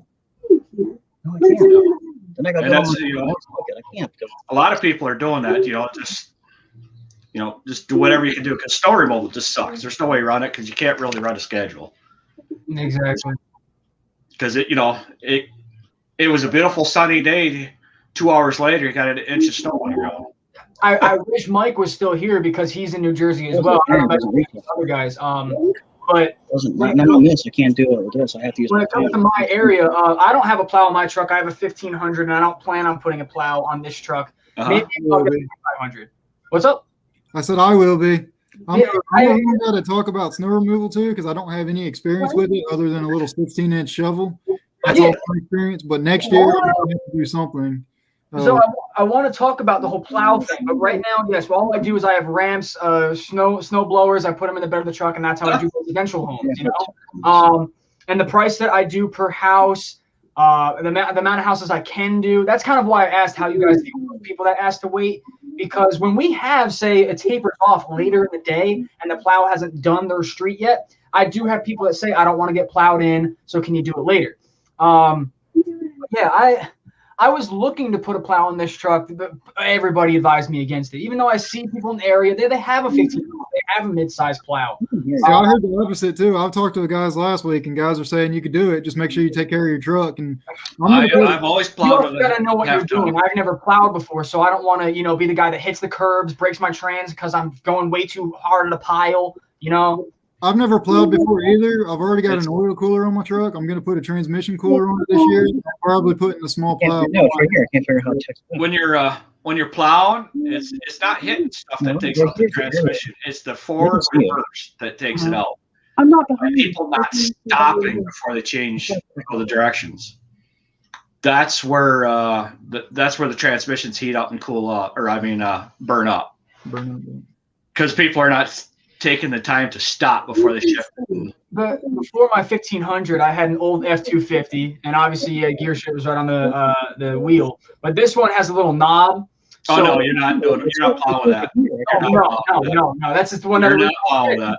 Because I can't tell you how many times alone with this little knob that, yes, I know I have not fully stopped yet, and I'm. No, you're not plowing with that. I hate the knob, dude. I can't. I remember the first day I had this truck, I had one of those phone mounts in your vent. My phone's too big. This is like a bigger one. It has an outer box, so it fell out of the vent, hit the knob as I was driving, put my truck in neutral as I'm driving. That's not it. Yeah. You're not plowing with that truck. Oh no. No. That's all electronic. No, you're not doing nothing with that. The best thing to do if you want to start into plowing is a 3/4 ton truck that you've never plowed with before. Because if you've never plowed, the best thing for you to start off plowing with is a 3/4 ton truck, because it'll take the accidental that's not accidental, the not knowing abuse. You didn't know any better, because the learning curve is a pretty good one when you're plowing. Mm-hmm. The first winter you learn what not to do. Oh yeah, you'll definitely learn. Yeah. Because you go, oh my God, what was I thinking when I started pushing the snow there? The biscuit says don't work for Sears. They'll pay. Go out of business. Yeah, it's I don't know. Snow plowing is a rough industry. And as far as snow blowing, I have a buddy that has 2 snow blowers in his truck just in case one breaks down, and that's all he uses. Yeah, That's it. I keep a 24-inch, regular snow blower, the big ones. I hardly ever use it because around here we get small stuff, and I keep the 21-inch paddle one in there. So I always have those two, and keep a bunch of fixing stuff on there as well. But yeah, you got to have two. If I had 2 full-size blowers, I'd keep them on there. But around here, we don't get much snow. We get it. Yeah. It comes here, and everybody freaks out when we get it, and then we don't have it, and then March 15th, all of a sudden we got a snowstorm. That's another reason why I said I didn't want to do the plow this year, because for the past 2 years, again, that's why I said if Mike G was still in, the past 2 years, no snow in New Jersey. Yeah, we got flurries, but not enough to do anything, so it didn't justify the purchase. Yeah. So one question I want to ask you guys, I don't know how mechanically inclined you guys all are, if you do servicing your own equipment or what, but there's been times that, something happens that I've not encountered yet. I don't know how to fix it. So I learn as I go. So I don't know about you guys. I want to hear if you've had certain scenarios like this, but last week, my snowblower, I had never had one of the pins on the auger break. So when the auger stopped, I was like, no, my day is ruined. Oh no! And I started. This guy right here is a good guy to talk to about that. Go look at his videos. He's got like 6 of them sitting outside of his shop right now, probably. I looked up some how-to video that said if your auger's not working, there's probably 5 different reasons. First one was not it. Second one said check the pin, and I look at it. I'm like, there's no pin there. Oh yes, like $1 fix. It was awesome, So now like, yeah. There's another thing is you ever seen that TV movie grown up, what was it Daddy's Home 2, one with Will Ferrell? Yes. You know that scene where he gets all the lights in the snowblower? Yeah. Yes. Oh yeah. I did that. No. Damn. That sucks. I was at my brother's house, okay, and this was when we had that big snowstorm like 3 years ago here. And long story short, I couldn't even get into my recycle place, my storage place, because their plow company guy dropped the ball, and I didn't have a plow yet. All I had was just a truck. So we got his 4x4 truck in there. I said, "You're not getting in here because I already got my truck stuck." We got his jacked up truck stuck, and we're going in circles trying to get out. Finally, we walk back there. I get my plow. I'm gonna go to my brother's house after all this shit. Excuse my language. I'm cleaning his property. He goes, "Oh, you're good. You've done enough." I said, "No. I'm going to do a good job." He goes, "No, you did enough." I go off to the side, and he still has freaking stuff. And they were in a bush on the side of the nets. Yeah. I grabbed that thing. It crammed all in it. And I'm like, what the hell? It's like somebody grabbed the blower and pushed it into the snow because it grabbed it. It got all up in there. I had to take the entire thing apart. And that's when I learned how to fix a snowblower. Let me tell you, I had the entire front end off. And it is badass looking inside. If you ever seen inside a snowblower, it is the coolest things you'll ever see in your life. It is just pure galore, and it is just an amazing wonder of a little. As a matter of fact, I want to go take one apart now. Let's go look at it. But there's sides, the whole thing comes apart. It's really easy. The Facebook Marketplace is crazy when it comes to not just the Facebook Marketplace alone, but there's like groups on Facebook in my town, like buy and sell for free stuff. And just recently, a day or two ago, I saw it listed 10 minutes ago. When I saw it 10 minutes ago, was a free snowblower. One picture said it runs, but the auger's broken. And I was like, I just learned how to fix this. I'm going to go pick it up and I'm going to make money off of it. Found out it's because the gearbox was broken. So now it's like a paperweight because I know, like, I want to see, it's a learning experience. Take it apart and see if I can fix it. If not, it's probably not worth fixing because of how old it is in the first place. There are some like that you're just going to like, wait a minute, it's a scrap. It's not worth it. Yeah. But here's the kicker. And I did a couple of videos. I mean, I'm not really out there yet, so I'm just doing videos here and there. I'm not really sure how to market my YouTube channel yet, but I'm going to break off and probably do a separate channel just on finding stuff, because that was my thing. I just find stuff and sell it all the time. And one of my how-tos, like I did with the most common problems you're going to have with a snowblower, it's bad gas for your carburetor, and it's very simple.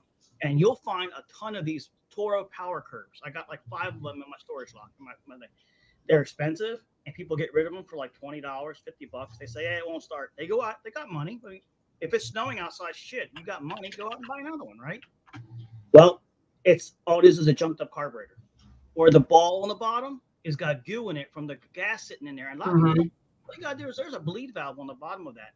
Bleed it out, or just take the whole thing out, spray it with carburetor cleaner.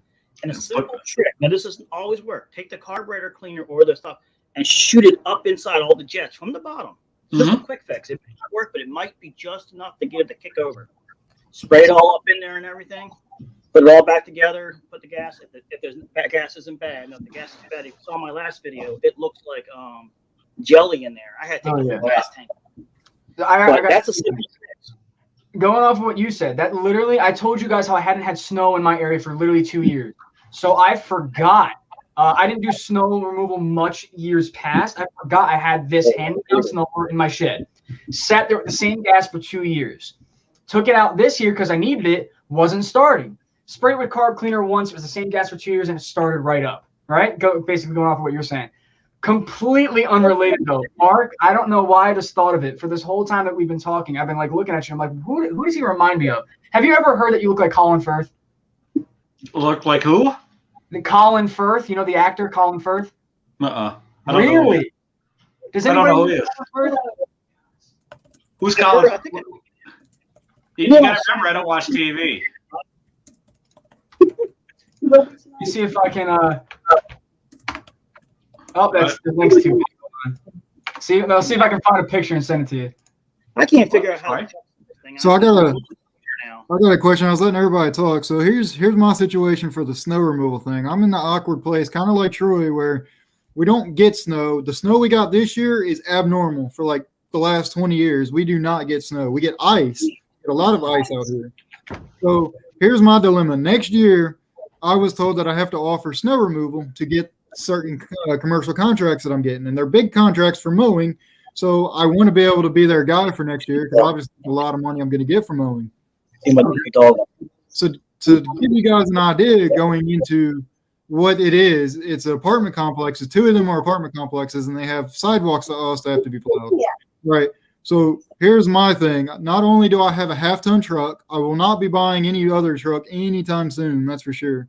So truck, which means I'm limited on bed space. I have a 6 3/4 bed or 6 1/2 bed, but it's the weight that I can put in the bed. I have to be able to salt as well. What's the best way for me to do all this and not kill myself in the long run? It's a half-ton truck is not the big deal because I pushed with half-ton trucks for 35 years. It's no big deal. I did replace a transmission in one truck, but at that time when I replaced it, it had 195,000 miles on it. So you're going to have – it's going to be work because you're not going to have the 3/4 ton capacity to carry that amount of salt and a big old huge spreader. So everything's going to be in the back of your truck, and you're going to have one of them spreaders that bolt on the back, and it's just – and you're not doing anything else but that account. That's it. Yeah, that's where you're going to get it. That's how I'm set up with my 1500, my Silverado. I can't remember. I used to sell the damn trucks, and I remember how much weight you could only put in the back of a truck. It's not a whole lot of weight. I think it's like 1,500 pounds. Yeah, it is. I think that's what it is. That's all you can put in the back of that thing, and people will overload their trucks all the time. Only good thing about my truck, it's got a box frame, which I think a lot of the newer trucks all have box frames now. So that does help. That's a big key with General Motors to the box frame versus the C channel. But if you have a 2200, the C channel is so freaking big, and they're like high beams. So you're good. You can't break them chassis. I have, and I'm going to do a video. I have a Salt Dog SUV professional spreader. It's one of the cheapest ones you can buy. And everybody advised me against it. Oh, it's crap. It's crap. It's crap. I said, you know what? It's $500 on Amazon, and the dealer wants $800 for it. I said, I'm buying it. I'm glad I bought it because I hardly ever use it, and it does just what I need to do. I've done long driveways with it. I've done church parking lots. I've done regular parking lots. It sucks. It doesn't stop. That's the only problem with it because it's for an SUV. When you put the salt in it, You can't drive on the road with it because it'll leak out while you're driving. Right. So. Yeah, that's the problem with them. But yeah, well, the awesome part about this is it has a hitch that pulls down with a pin. I love it for what I do because I can drive down the road, I pull the pin out, and it drops down. I can pull my tailgate down and then get my snow blowers out. Yeah, see, I was looking at mine, you can swing out just for that. So Yeah. But others, they have really nice ones that swing away, but you have to buy a hitch for it. yeah, The best one I've seen, and I don't think your 1500 can handle it, is Sean's Spencer's. They got that one that Boss that clips on and it rolls out. That one is awesome, but it holds onto your bumper. And if I'm not mistaken, I really think you need a stronger truck than a 1500. yeah, I think I might be pushing it. If you go to a plow place that sells them, I would advise looking for a company who sells plows and does more automotives than a lawn care company that sells plows. And I'll tell you why. They don't know what the hell they're doing. Yeah. A lot of the lawn care guys who put the plows on are not mechanics, not auto mechanics. I've had that experience. They put my freaking bumper on wrong. It was smiling at me when I went out. I said, wait a minute. My bumper was smiling at me. And the owner got all in my face. Oh, blah, blah, blah, blah, blah, blah, blah, blah. You know? Yeah. What I was thinking about doing was running, so getting a plow for the front of the truck, 6.5, 7 foot, whatever my half ton can handle, getting a plow. You can handle it. And getting, say, a four-wheeler of some kind, four-wheel drive four-wheeler, putting a plow on that for the sidewalks. I would have to plan 2 trips to do it, but do one service plowing, and then say, hey, I'll come back around this time or whatever to salt, and go back empty with just salt on the truck, whatever's needed. It depends on, that'll bite you in the ass because you might be plowing off a parking lot and it's freezing instantly. That happens frequently. Okay. And then now you're screwed because now you don't have salt with you. I always had salt with me, always, just because of that scenario right there. You always have to carry salt with you. I tell people, I don't do snow removal unless you're putting salt down after. If somebody says they don't want salt, too bad. If I'm removing your snow, I'm putting salt down because I don't want you coming back at me that I did your snow and didn't treat the ice, Yeah. Well, see, on my driveways, the salt was. I'm sorry, I was talking over you. No, good. I just said he had a point there. That was good with the salt thing. Yeah. Yeah. My customers didn't have a choice. Salt was going down. That was figured in the price. I charged an extra $5 for salt, and all I did is throw a few handfuls out there. Mm-hmm. I just went. I used the $14 salt, the for the sidewalks and stuff. That's the one with the salt, the sand, and the calcium chloride in there because it sticks and it stays there. It'll stay there, and it doesn't really freeze. It just kind of dries up. Okay. But they didn't have a choice. It was getting salty. Well, excuse me. One thing I did, you get say $20 to $40 seed spreader Home Depot. You could put salt in that. The only downside is God forbid that thing gets wet, or if it's still snowing or something like that, the salt sticks in there and then it's not coming out. That's the really problem I have with my fertilizer spreader this year. I'm just using a fertilizer spreader to salt the driveways that I currently have this year, and that's what happens. It gets down in it, clogs it up. Them little Scott's fertilizer spreader, them all plastic ones. Yeah, pick them up at garage sales everywhere. Some are awesome. Oh yeah, it's all plastic. Yep. And it's it breaks, you throw it away and throw it because you can pick them up $10 everywhere. And you don't have to worry about it. Ever. I'll tell you what works really good, and I've come to learn this over the years. Something that when I very first started, I just used a freaking cup, and then I got the spreader and all that stuff, and then I found something really incredibly awesome. You ever seen that commercial for 2 scoops of raisins? Scoop. That little grain scooper. That grain scooper is a wonder. I just made a video, and I'm so far behind on posting stuff. I make a ton of videos, but I never thought about that. You could switch it around like this, down, or you can chuck it. And when you chuck it on the ice, it just goes. Yeah, because I always had a rubber glove. See, all these years, I never even thought about one of them ice cream scoopers. Or I know which one you're talking about. The big, not ice cream scoopers. No, not an ice cream scooper. The ice, scooper. The ice scoopers for the ice, for the cups, right? Yeah, the cups. Yeah. Oh yeah. Yeah, no, I don't know why I said ice cream, but the ice. Yeah, I never thought about it. I was trying to use the commercial for 2 scoops of raisins with that sun bringing down the scoops. See, I never thought about that.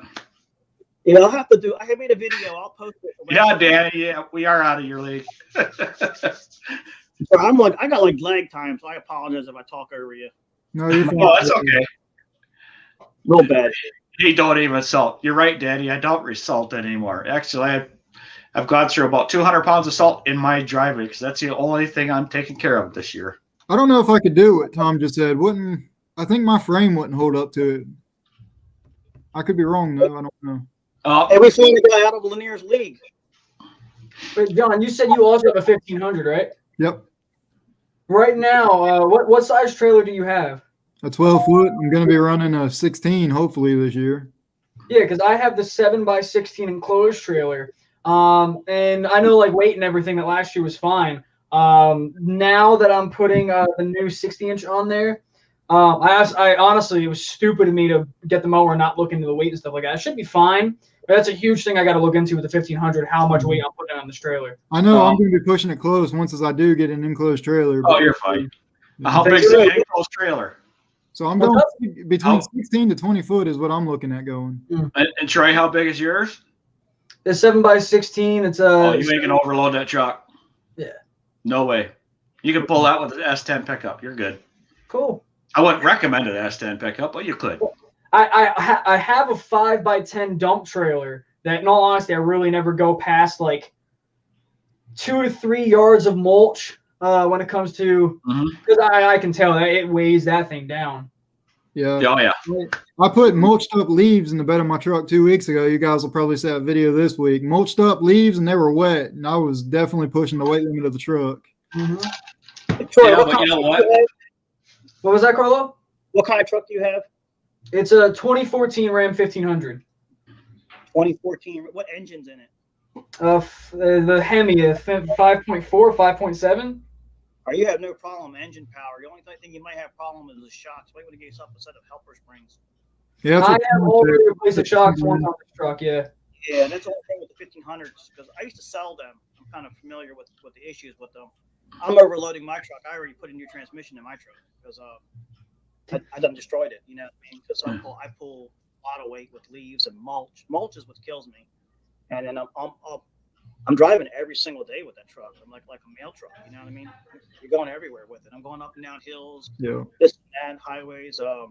I've learned you got to baby the transmission as much as possible. Yeah, I gotta at least get mine through at least 1 to 2 more seasons before I can even think about upgrading, because I'm not in any place to upgrade to a 3/4 ton anytime soon yet. You can pull anything with anything. It's just the longevity of what you're going to get out of that product. So if you're going to want to, here's the kicker: if you really want longevity, go diesel. That's too expensive for me. Transmission is the big key on all vehicles. I mean, you really got to. Yeah, I found out you got to change your transmission fluid more than you normally do with pulling. Instead of going 100,000 miles, go 50,000 miles. When your transmission, that's a big key. That's what I didn't do on mine. I found out. My buddy, transmission mechanic, he told me all that. And one thing you mentioned, Carlo, is transmission. I got my transmission filter changed every year, every single year, and the fluid changed every single year. The fluid it's $75. It's cheap. What I was saying is, you might want to kick it down to like 75,000 miles to 50,000 miles instead of the estimate 100,000 miles that they tell you with your truck, because when you're pooling with it, you're changing everything. A lot of people don't realize that you change the whole ratio of everything. You're cutting your truck in half, but it's okay. That's what it's meant for. Your truck's not going to last forever. You know what I mean? Yeah. Make money out of it. Make money with it. It's what it's there for. It's basically a train. It's a workhorse for you now. You know what I mean? Like we were saying before, if you need to get in your truck, make the payments. It's part of your business plan. You know what I mean? Just you're going to make the payments. Just realize here, I sold vehicles. Let me tell you something. Cars and trucks are the biggest waste of money you'll Yes, ever. they are. Freaking money. Not get attached to anything. It's worth shit. It's not worth what you think it's going to be worth, unless it is pristinely kept up and you don't drive it. But then what's the point of owning it if you're not going to drive it? You know what I mean? Well, I could pick you out to my truck, which is it's a 2019. Yeah. And you could see the scratch in the door where I hit it with my canoe. And I think I hit the keys on the side, and I could care less. It's a truck. It's an inanimate. It's a who cares workhorse about a truck? We have probably all, if you haven't already, you're going to at some point, but we have probably all dented a tailgate by not realizing we put the tailgate down, the trailer hitch was right there. Yes, no? I haven't done that yet. Not yet? I've tweaked my trailer, pushing my trailer, and it banged up the bumpers pretty good. Oh, I got one better for you. What's that? My driveway sloped. Okay, this is when I was running around with the 7x12 trailer, and I had to switch out mowers or switch out trailers. I don't know. I had to do something. Oh, I had to grab a hold of the trailer. That's what it was. So I backed up where the trailer was, hooked everything all up, pulled down the driveway, backed up. Everything's all fine. Pulled the zero turn on. And the trailer comes up and goes into the door, into the tailgate, and I panicked. So I put it in reverse and forward again. So I went back and smashed it again. I was in such a hurry, I forgot to flip the latch down on the trailer. Oh, I had stuff like that. Back when I had my my single axle 7x14, I had never had a trailer before. That was the first trailer I bought. I remember one of the first times I ever put one of my mowers on the trailer. Did the same thing. Forgot I had it on the ball, but I didn't lock it down. And same thing. It went up and then back down, but luckily nothing else happened. No, I had the truck 2 weeks. Okay. damn. This was on 3 trucks ago. I did that.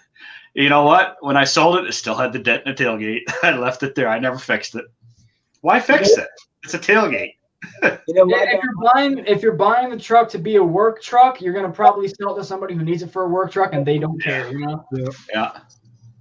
And I'll tell you what, when you buy a work truck used, I mean, it's the best feeling when you didn't spend a whole lot of money for something and you're using it for work. It's like buying an old lawnmower, you know. Yeah. Hey, I bought this X-Mart for $3,000. You know, this thing's $8,000 to $10,000, right? Now you know you could Dukes of Hazzard the thing off the you know, jump it, whatever, you know. Not that I've done that. Good video to make. Yep. Not that I've done that. I got a question for you guys now. In the few years that I've been going full time now, I've never had a huge thing besides like 2 things I can think of that had set me back. Once my walk behind mower, for whatever reason, the drive line went, and then what was the other thing? I had a flat tire. Mm-hmm. What have you guys had that like really set you back? I remember I was working with one guy and he had a belt just fly off of his Dixie chopper once. Luckily, I haven't had that happen. What about you guys? I had a flat tire and I had twice on both of my mowers the same week. You guys will see that here real soon. I had a flat tire and nobody around me was carrying either one of those tires. So it set me back a few days before I could finally get them. I had to order it online, and it took faster for online to get here than my dealer did in the store at both stores. It happens. Deck belts for me. Yeah. I recall my front, the cast off front thing. It was losing air and I wasn't paying attention. I hopped the curb getting over it. It just ripped it right off of the thing. It got all jammed up inside there. And this was before I knew how to fix things. And that I was like, oh, screw it. Try to get that back on your trailer without that wheel moving was not fun. You can only turn one way. So it was like one of those car toys you had as a child that your parents were too cheap to buy you the full functions. You know what I mean? And you had to back it up to turn it. That's kind of what I had on the trailer. It was like, get it. You know, you're just like, I halfway, go. It won't go. Yeah. Because the wheel jammed up inside that the housing that holds it on there so bad. I was like, then it broke. Actually, it was the time cutter Toro that I had. And let me tell you something. That's another thing. I was never into like spending a lot of money on mowers. I ran mine into the ground. And when I got started, it was like I used to go to the mower shops, and I used to always had this anxiety. I felt like a loser, like, oh man, I don't have the nice equipment. I still got the stamped deck, and they would talk down to me all the time, like, you need to get this, you need to get that. And I was like, you know what? And then I come to find out after all these years, I made more money because I wasn't paying for a ton of equipment. I got my stuff at Home Depot real cheap. I got help to get a credit card. I went to Home Depot. I loaded up. What I did was because Home Depot saw me loading up, the pro guys there were like, look, hey, you know, if you spend so much more money, you get so much more money off. I was like, well, how much more do I got to spend? Well, an extra $200. I said, okay. So I went and bought that. I was one of the first people that had one of those Toro time cutters, the 30-inch ones. Freaking hate the first ones. The first ones sucked so bad. But anyway, so I got the time cutter tractor, and I got this was a repo one. Somebody didn't like it. I paid $1,500 for it, but somebody returned it. So I was like, I'm buying that. And then they said, "Well, spend some more money." So I bought the other mower, the 30-inch mower. It's the first time I've ever seen one. This was like 2012 or 10. I can't remember. It was when I first started. Like, spend a little bit more money and you get so much more money off. So I was like, okay. I said, what's that up there? There was a Poland Pro snowblower. And I knew up on the back that Husqvarna made them, right? And I was like, that is a nice snowblower. I don't think anybody knows what that is. People overlook it all the time because it says Poland Pro. But when it came to the snowblowers, there was no difference in the equipment whatsoever. But it's like $300 cheaper. But apparently somebody ordered it and didn't come pick it up. And it was sitting up on the wrappers because they don't carry it in stock. So I got that basically for free because I bought all this stuff. They took like an extra like 15 or 20% off the whole thing for buying everything at one time. I was like, this is a no-brainer. And I did the same thing. I bought my Husqvarnas. I got 20% off for buying a big bundle. Going off of what both of you had just said about the belt and the Home Depot thing, I believe I said before that the 48-inch mower I had for 2 years now is, yes, a residential John Deere with a stamped deck. No problem. It served its purpose for me. I got this mower. It's a $3,000 mower for $1,600 at Home Depot. Don't know what the reason was. It probably could have been the same thing. Somebody bought it, never picked it up, this, that, or the other thing. They told me it was overstock, whatever. But for 2 years, this thing has treated me well, right? Now, on the belt thing, for 2 years, I never had any problems with it besides, like, the one flat tire and routine maintenance. I decided, wow, I know guys that go through belts like crazy, and for 2 years, I've not had a problem. I think I want to change the belt on this because I just have a feeling it's going to go wrong. You know, it's going to flop off or something like that. So I take the belt off, and I realize, wow, it actually is in pretty good condition with like a small little thing that looks like it may, like when you have a little dent in your windshield that's going to spider. Right. That's about it. But bad thing is, I go to Home Depot, I find the belt that says it's for the Z35E, didn't fit right. I got it on, but it was so freaking tight that when I turned it on, it smelled like burning. You know what I mean? Too hot, yeah. And they say, like, they thought it was funny too, how it said it was fit for that mower. And then I was like, can you guys get me a belt? And they go, well, we probably can't find the one for this residential mower, which is the crappiest thing. Cause like now I just know if I ever have a problem with the belt, it's gonna be an issue. Yep. I had that same problem. I got started with a residential zero turn too, and I ran into the problem where nobody carried parts for residential zero turns or residential mowers. They all carried parts for the commercial mowers, but I ran into the part that was, I think my biggest setback actually was when my residential Exmark Quest blew up on me in the middle of prime springtime where I was cutting everywhere twice a week. It blew up on me. And this was back when I didn't really have any experience fixing stuff, but I was just furious because I absolutely refused to go buy a brand new one starting out. I was like, I don't want one. And I was hell-bent on not getting one at all. Well, it blew up, and I think most of you guys know I rented one for 2 days to catch up. I rented one. What it costed me to rent one was 2 months payment just to buy one and finance it for 0% interest. So that's why I ended up going, and I ended up buying one. And I was glad I bought one. To this day, I'm still happy, but I do miss running residential stuff, if that makes sense. I don't miss it, but I miss not having to make payments, if that makes sense. I went through a lot of problem with it too for some reason. I just don't think what it is they're built for residential, and then what we're doing is we're using an entire lifetime out of that mower in that 3 years. Where that mower would last a residential person 6 to 10 years, whatever. But we've done cut that life. We don't. The warranty is what we kill. We killed that mower when that warranty's over with the residential. That's what I found out with my time cutters, the little 30-inch ones. Within the 1 to 2 years, I destroyed them. They're gone. Everything falls apart on it. The wheels, the handles, the bars, everything, the brakes. I'm replacing the mower within 2 years, basically. Right. So that's the thing, and I hated that when I'd go to the professional shop to buy stuff, and they would always look at me like, oh, we got to find your part. You know what I mean? It's like, yeah. So then I started getting some commercial equipment. And then I was like, well, I'm going to eventually, but when I go to buy it all brand new, somebody better give me a deal. I mean, and here's what killed me. And I hate telling this story. I love Toro. I love their stuff. But my dealer turned out to be a total dick when it came time to buy this. They were like, they would talk to me all the time. Hey, Carla, come on, you buy this and buy that. So I show up one day to buy everything. I got money in my pocket. You know, I sold my house. Now I got some money. You know what I mean?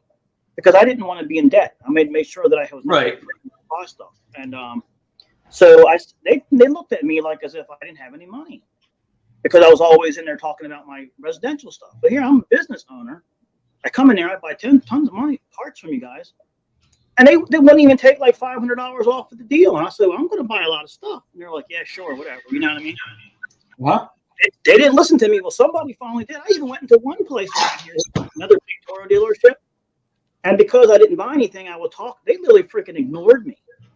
I mean, wouldn't even talk to me. And I'm there like, dude, I got some other place to go. So I said, okay, this really pissed me off. I really wanted to buy a brand new X-Mart or a Toro. I really wanted to buy the whole package. I was going to buy blowers, weed whackers, everything, all brand new. I ended up going back to this Husqvarna dealership that was like, you know, on a corner somewhere, and I bought a leaf blower from them. I said, well, let me go in there and see what they got. And then they had a 20% off sale. I'm like, what's 20% off? You know what I mean? I was like, well, if you spend so much more money and you buy a leaf blower and a backpack, or we take 20% off the entire deal. So I was like, what? So I ended up, not only that, then they had a mower sitting around. I was going to go with the MZ because I was looking for the Toro Titan.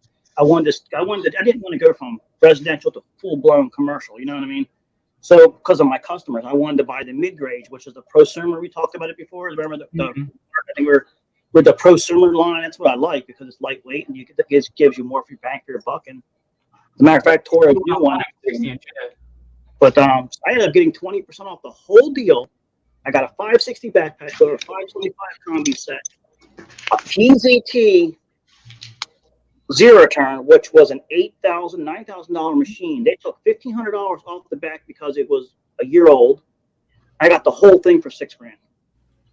Mm-hmm. I was like, how do you not buy this? But I really wanted that Toro Titan. I was like, that's the one that I saved my money for. But the dealer was being a dick to me. And I was like, well, yep, that's what happens. You know, and it really hurt me because I really wanted that mower. But I'm okay with what I have now. So yeah, so that's the thing. Is your dealership is a lot. And then Troy, for your belt, for your mower, check with the automotive parts store. They can get them all. They can get every belt you want. All you do is take that belt in there, they'll measure it. That's what I was going to talk about. Yeah. As I said before, I pretty much learn things as I do them. Never had an issue with the belt. So I started thinking like, okay, if this belt says that it's 4Z55E and I got it on, but it starts to smell like it's burning, is it too hot? It just has to like go on a little bit and like that's what I thought at first. Well, depends on what kind of belt you have on or what you're smelling. But if it's really, really, really tight, it's heating up and that's what you're smelling. It's getting hot. Yeah.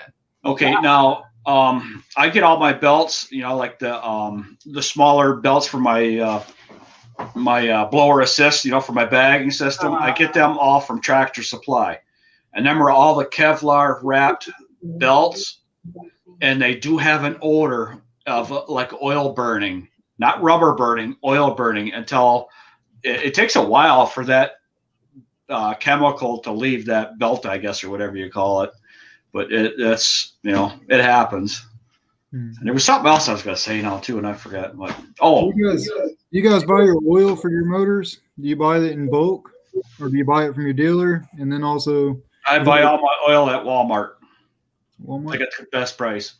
Well, for me, my 48-inch for $40, and maybe people think it's a good price, maybe think it's a little high. For $40, you get the entire kit on Amazon because, again, it's a residential mower where you get the oil you need, the air filter, the oil filter, the fuel filter, everything. It's high. $40. Is it? So you get the air filter in it too, and it's just one of the smaller air filters. It's not a canister air filter, right? No, yeah, it's a little smaller one. Yeah, it's high priced. I priced it out too. My dealer had it cheaper than what Amazon.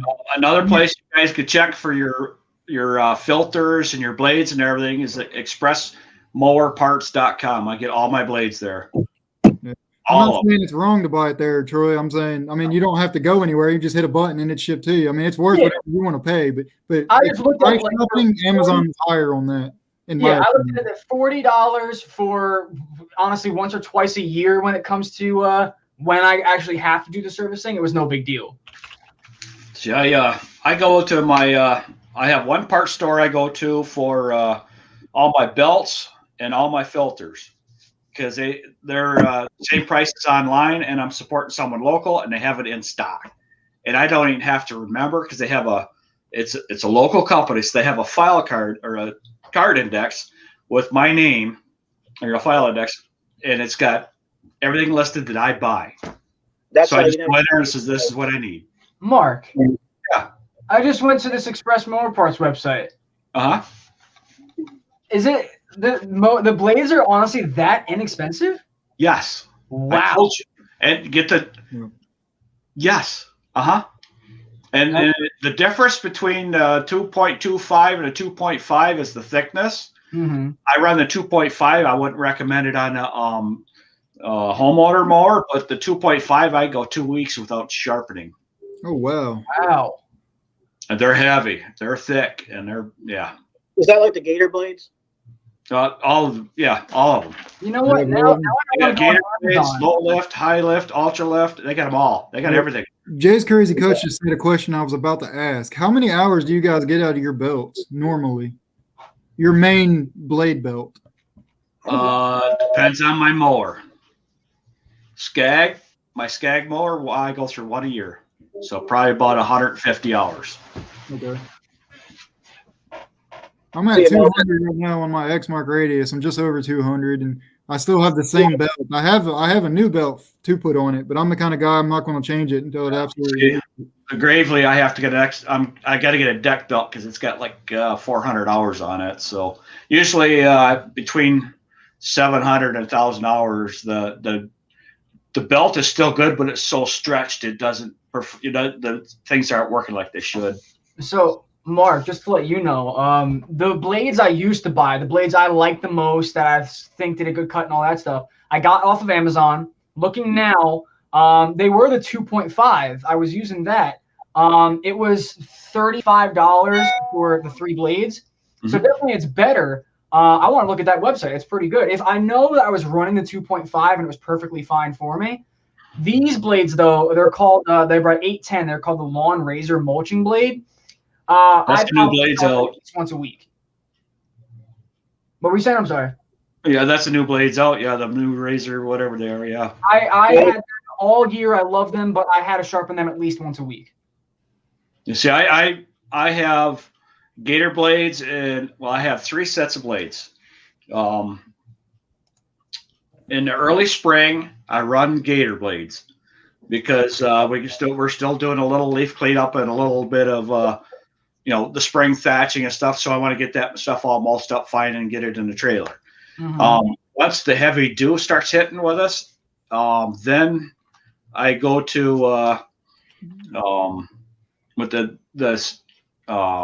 Gravely gull wing blades. I use those because they do a really good job at dispersing the wet grass. And then about July, I put the Gator blades back on, and they stay on the rest of the year. I've been using the factory blades on my Husqvarna, and they were amazing. I was shocked how old they were. I thought they were junk because I was going to switch over to the I said, let me just run them, and I put new ones on. I was like, these things are they're cutting so well. I'm like, now on my other mowers, I put the Gator blades. I absolutely love them. So what blades would y'all recommend for early springtime? It's thick, it's wet. All I've been running is the regular high lift blades, but That's it. It clumps up. Yeah, big time. As soon as you put Gator blades, it's going to get worse. Yeah. If you're dealing with wet heavy, it does this. And it keeps it up. Yeah, that's what I thought. Yeah. So you using the factory blades? You said. Yeah, just factory high lift.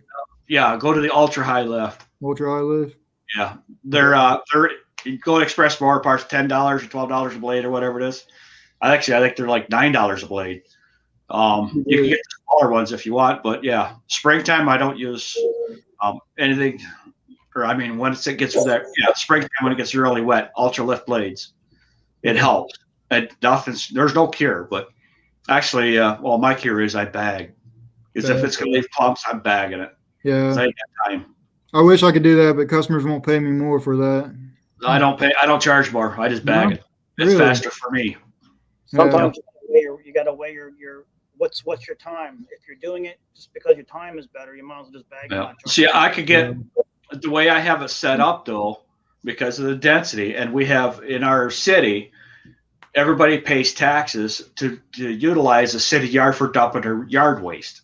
The grass clippings, not for branches, because they go around a couple times a year to pick up the brush and stuff like that. But so my route is timed around the day that I do bag. My route's timed around that city yard. I'll do 3 yards. And I'm like 8 blocks from the city yard, so I dump my bagger in there. Every once in a while I get too much, but it's no big deal.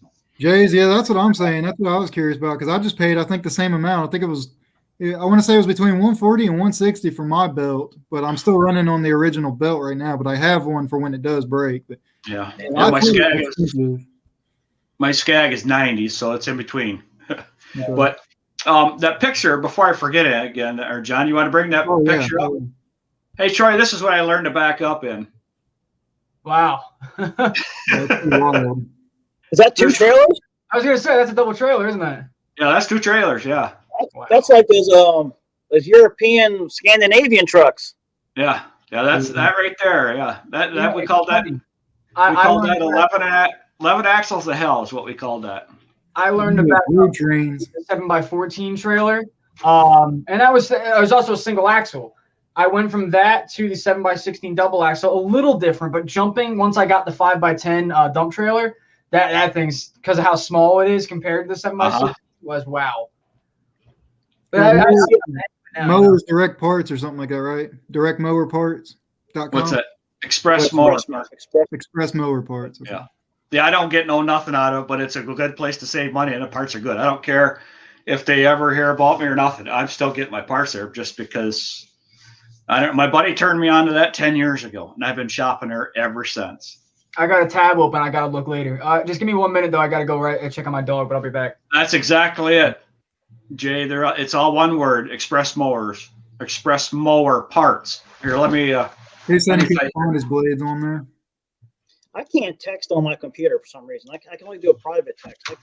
No, that's because of you got to do it in the YouTube browser. Oh, okay. You can't comment. You guys can't comment in the comments here. No, I can't. No, we have to go to a separate browser to do that. If I do that, it's going to mess up. I'll probably hop on my phone and do that. Yep, there you go.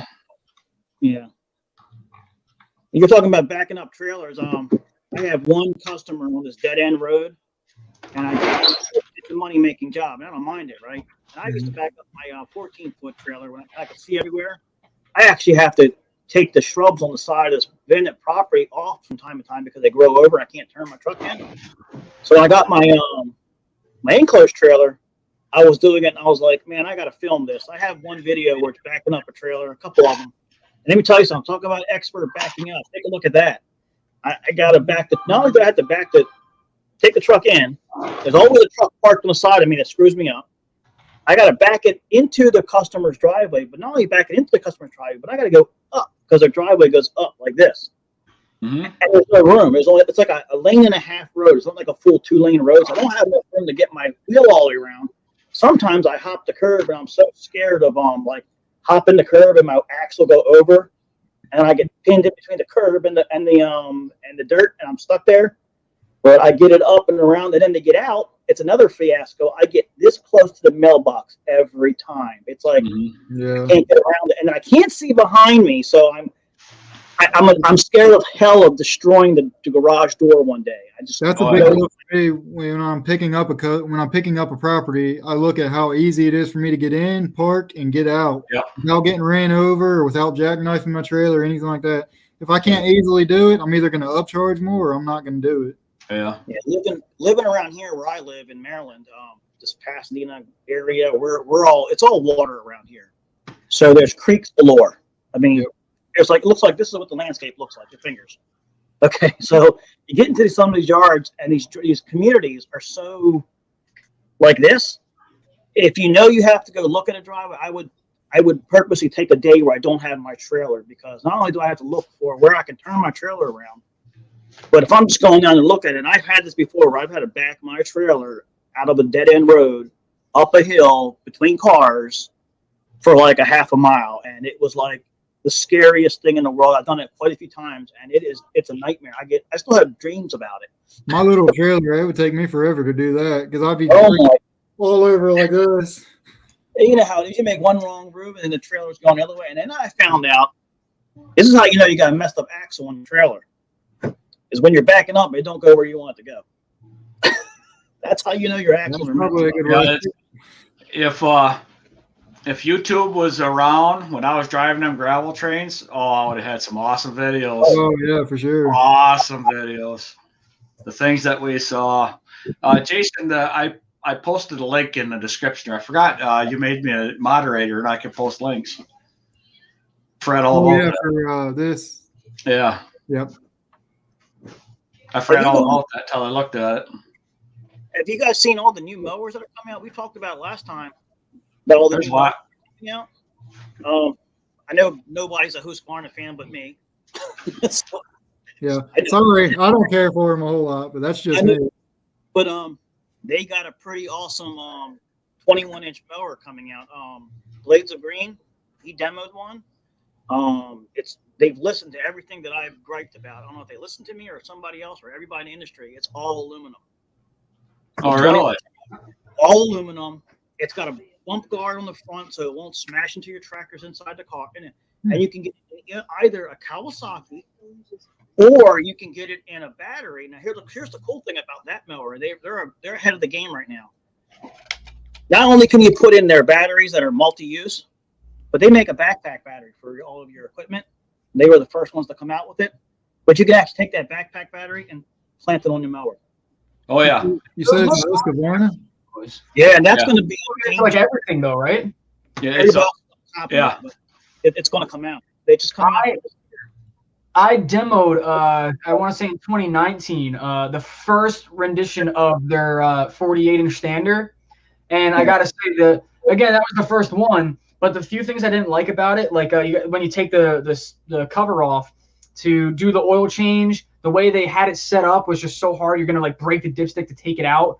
If I remember correctly, other things about it, it was like hard to put the gas in, or I might be thinking about the Bradley mower because I do a lot of reviews and stuff like that. But I just remember the first rendition of that mower was just not that good in my opinion. There was a lot of things I felt they could have like done better about it. Yeah. A lot of people said that about that mower. They fixed it, I think. I haven't seen a new one, so I don't know. I would have gone to GIE in 2020, but obviously not. I hope that we can do it in 2021 because I said on my live yesterday, John was there. All this freaking equipment that I bought for my YouTube channel, I want to make some good review videos. You know? Yeah. Two of the guys around here that I know that we're all wanting to go there. One of the other guys, you probably know him. Randy's from Dylan Cut and Trim. Oh yeah. You ever seen his channel? Yep. Like he's a pretty cool guy. He's I think that's how I met John. I think so. From the 40 question thing, you kind of. Oh yeah, that's exactly what it was. Yep. Yeah, and he's going to go, and then Billy Goat Lawnser. He hasn't put anything on YouTube yet, but he's going to eventually. He's got a lot of content. He does a lot of cameo. I call him the cameo guy because he just shows up and we put him on the videos. And we were talking about going. We'll probably meet up with you guys if you guys end up going there too. But yeah, I'm hoping to go this year, but we'll see. I've got a lot of things going on this year. Yeah, I mean it's in October, I think, right? I think September. Yeah. Oh, is it in October? Yeah, it's kind of that funny time of the year for me too, where I'm like busy with leaves and. Yeah, because it's the end of the mowing season for me, and it's just starting to dip into leaf season. See, and that's why that's why it's planned around there, is because the majority of the people it's in between seasons. Mm-hmm. But like us, if the leaves are coming down, we're not going because we only have so many weeks before it snows. So we don't have the luxury of taking too much time off. But it's usually about a 2-week period that we don't have nothing to do. I wish they do it in the wintertime, but I guess they won't because of the snow. Probably. Yeah, they don't want to. They can't do all the outdoor stuff, the real nice stuff. Yeah. Plus, usually that time of the year, mid-October, it's really nice down there, comfortable. Oh yeah, that's a good point. In the chat, Jay's Crazy Cut said that he couldn't find his mower blades on there. I don't know about you. I looked. I found blades for my mower. The only thing is, I have a 3/4 inch center hole, and of all the blades I have for 48-inch, I only found one with that size center hole. And I said how I'm running the 2.5 like width. This one's a little thinner, but with the price, I'm gonna at least buy one set and see how they are. Right. you could there's a phone number there. Also call them. Customer service, they're great. They'll help you out. They'll let you know right away. I wish they had like a filter thing on top, because I would put in like, yes, I need the 3/4 center hole. I want this, I want that, but you literally have to go look, right? Yeah, because it's a generic site. Mm-hmm. It's generic, and there's no that site has not changed at all since I started ordering. It's still the same exact site. Nothing changed. Nothing moved. You can actually talk to somebody. You're saying. Yeah, talk to someone. Just call them. Oh, that's awesome. Because my biggest problem is with buying blades is I'm always afraid of getting the wrong one because they're expensive. Yeah, just talk to them. Yeah, And if they don't know, they will call you back or email you back, because I've dealt with them before like that, and they're great people. No. That's pretty cool. Yeah, that's just nice about companies like that. Yeah, they're a big supply company, but there's people that work there. Yeah. You know what I mean? Yeah, you're not calling and talking to an automated robot. Yeah. Well, I don't know how it is. No, I haven't talked there in a long time, but I'm sure it's, because their website hasn't upgraded to this fancy whatever it is. It's a basic site, and you know where to go once you shop it. Once you get used to the shopping on there, it's easy.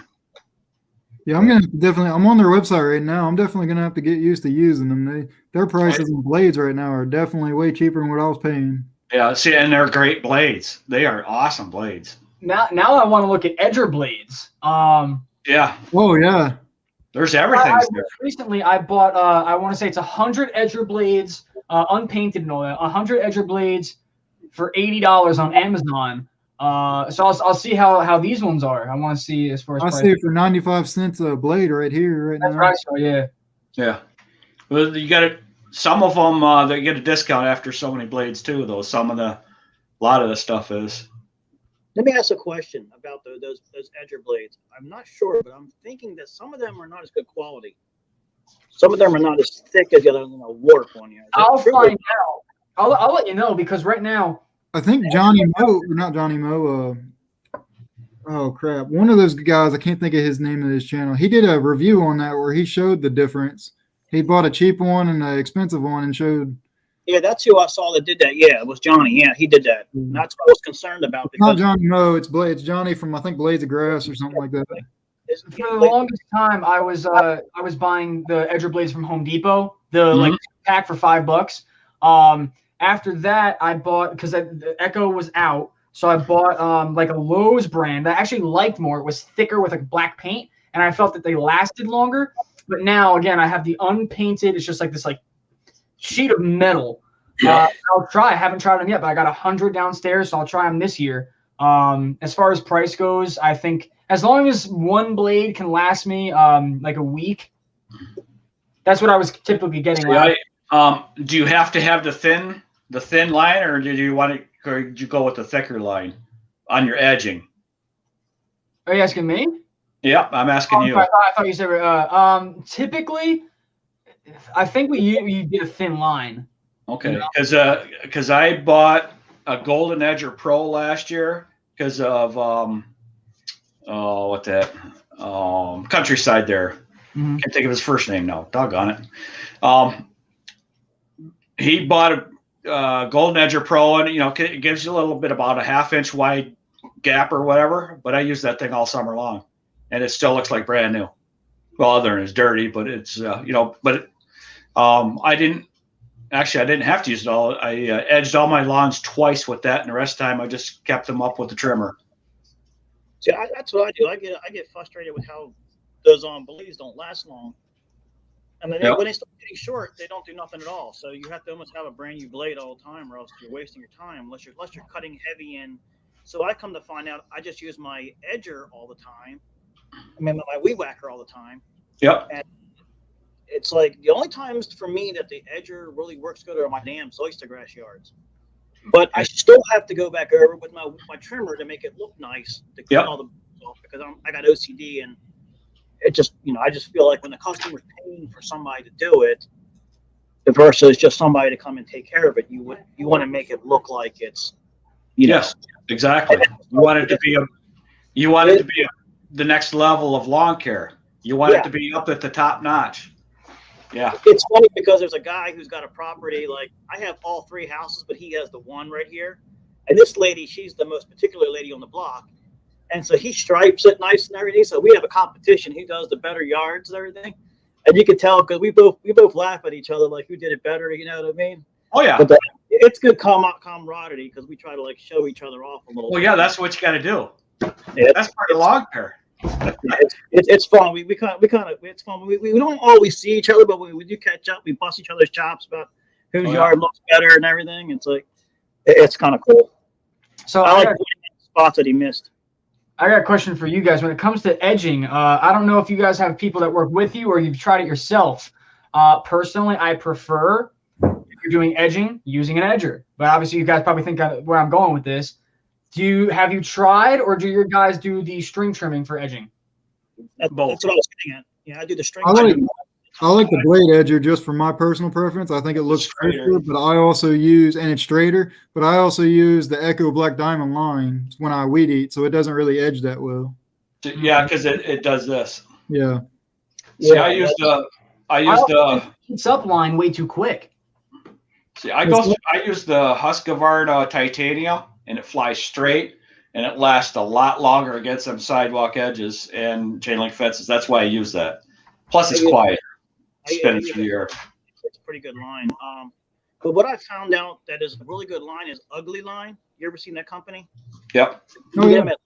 And they were a fishing line, but they make plastic, the stuff. So they make all the lines. Mm-hmm. For $30, you get a decent line for $30.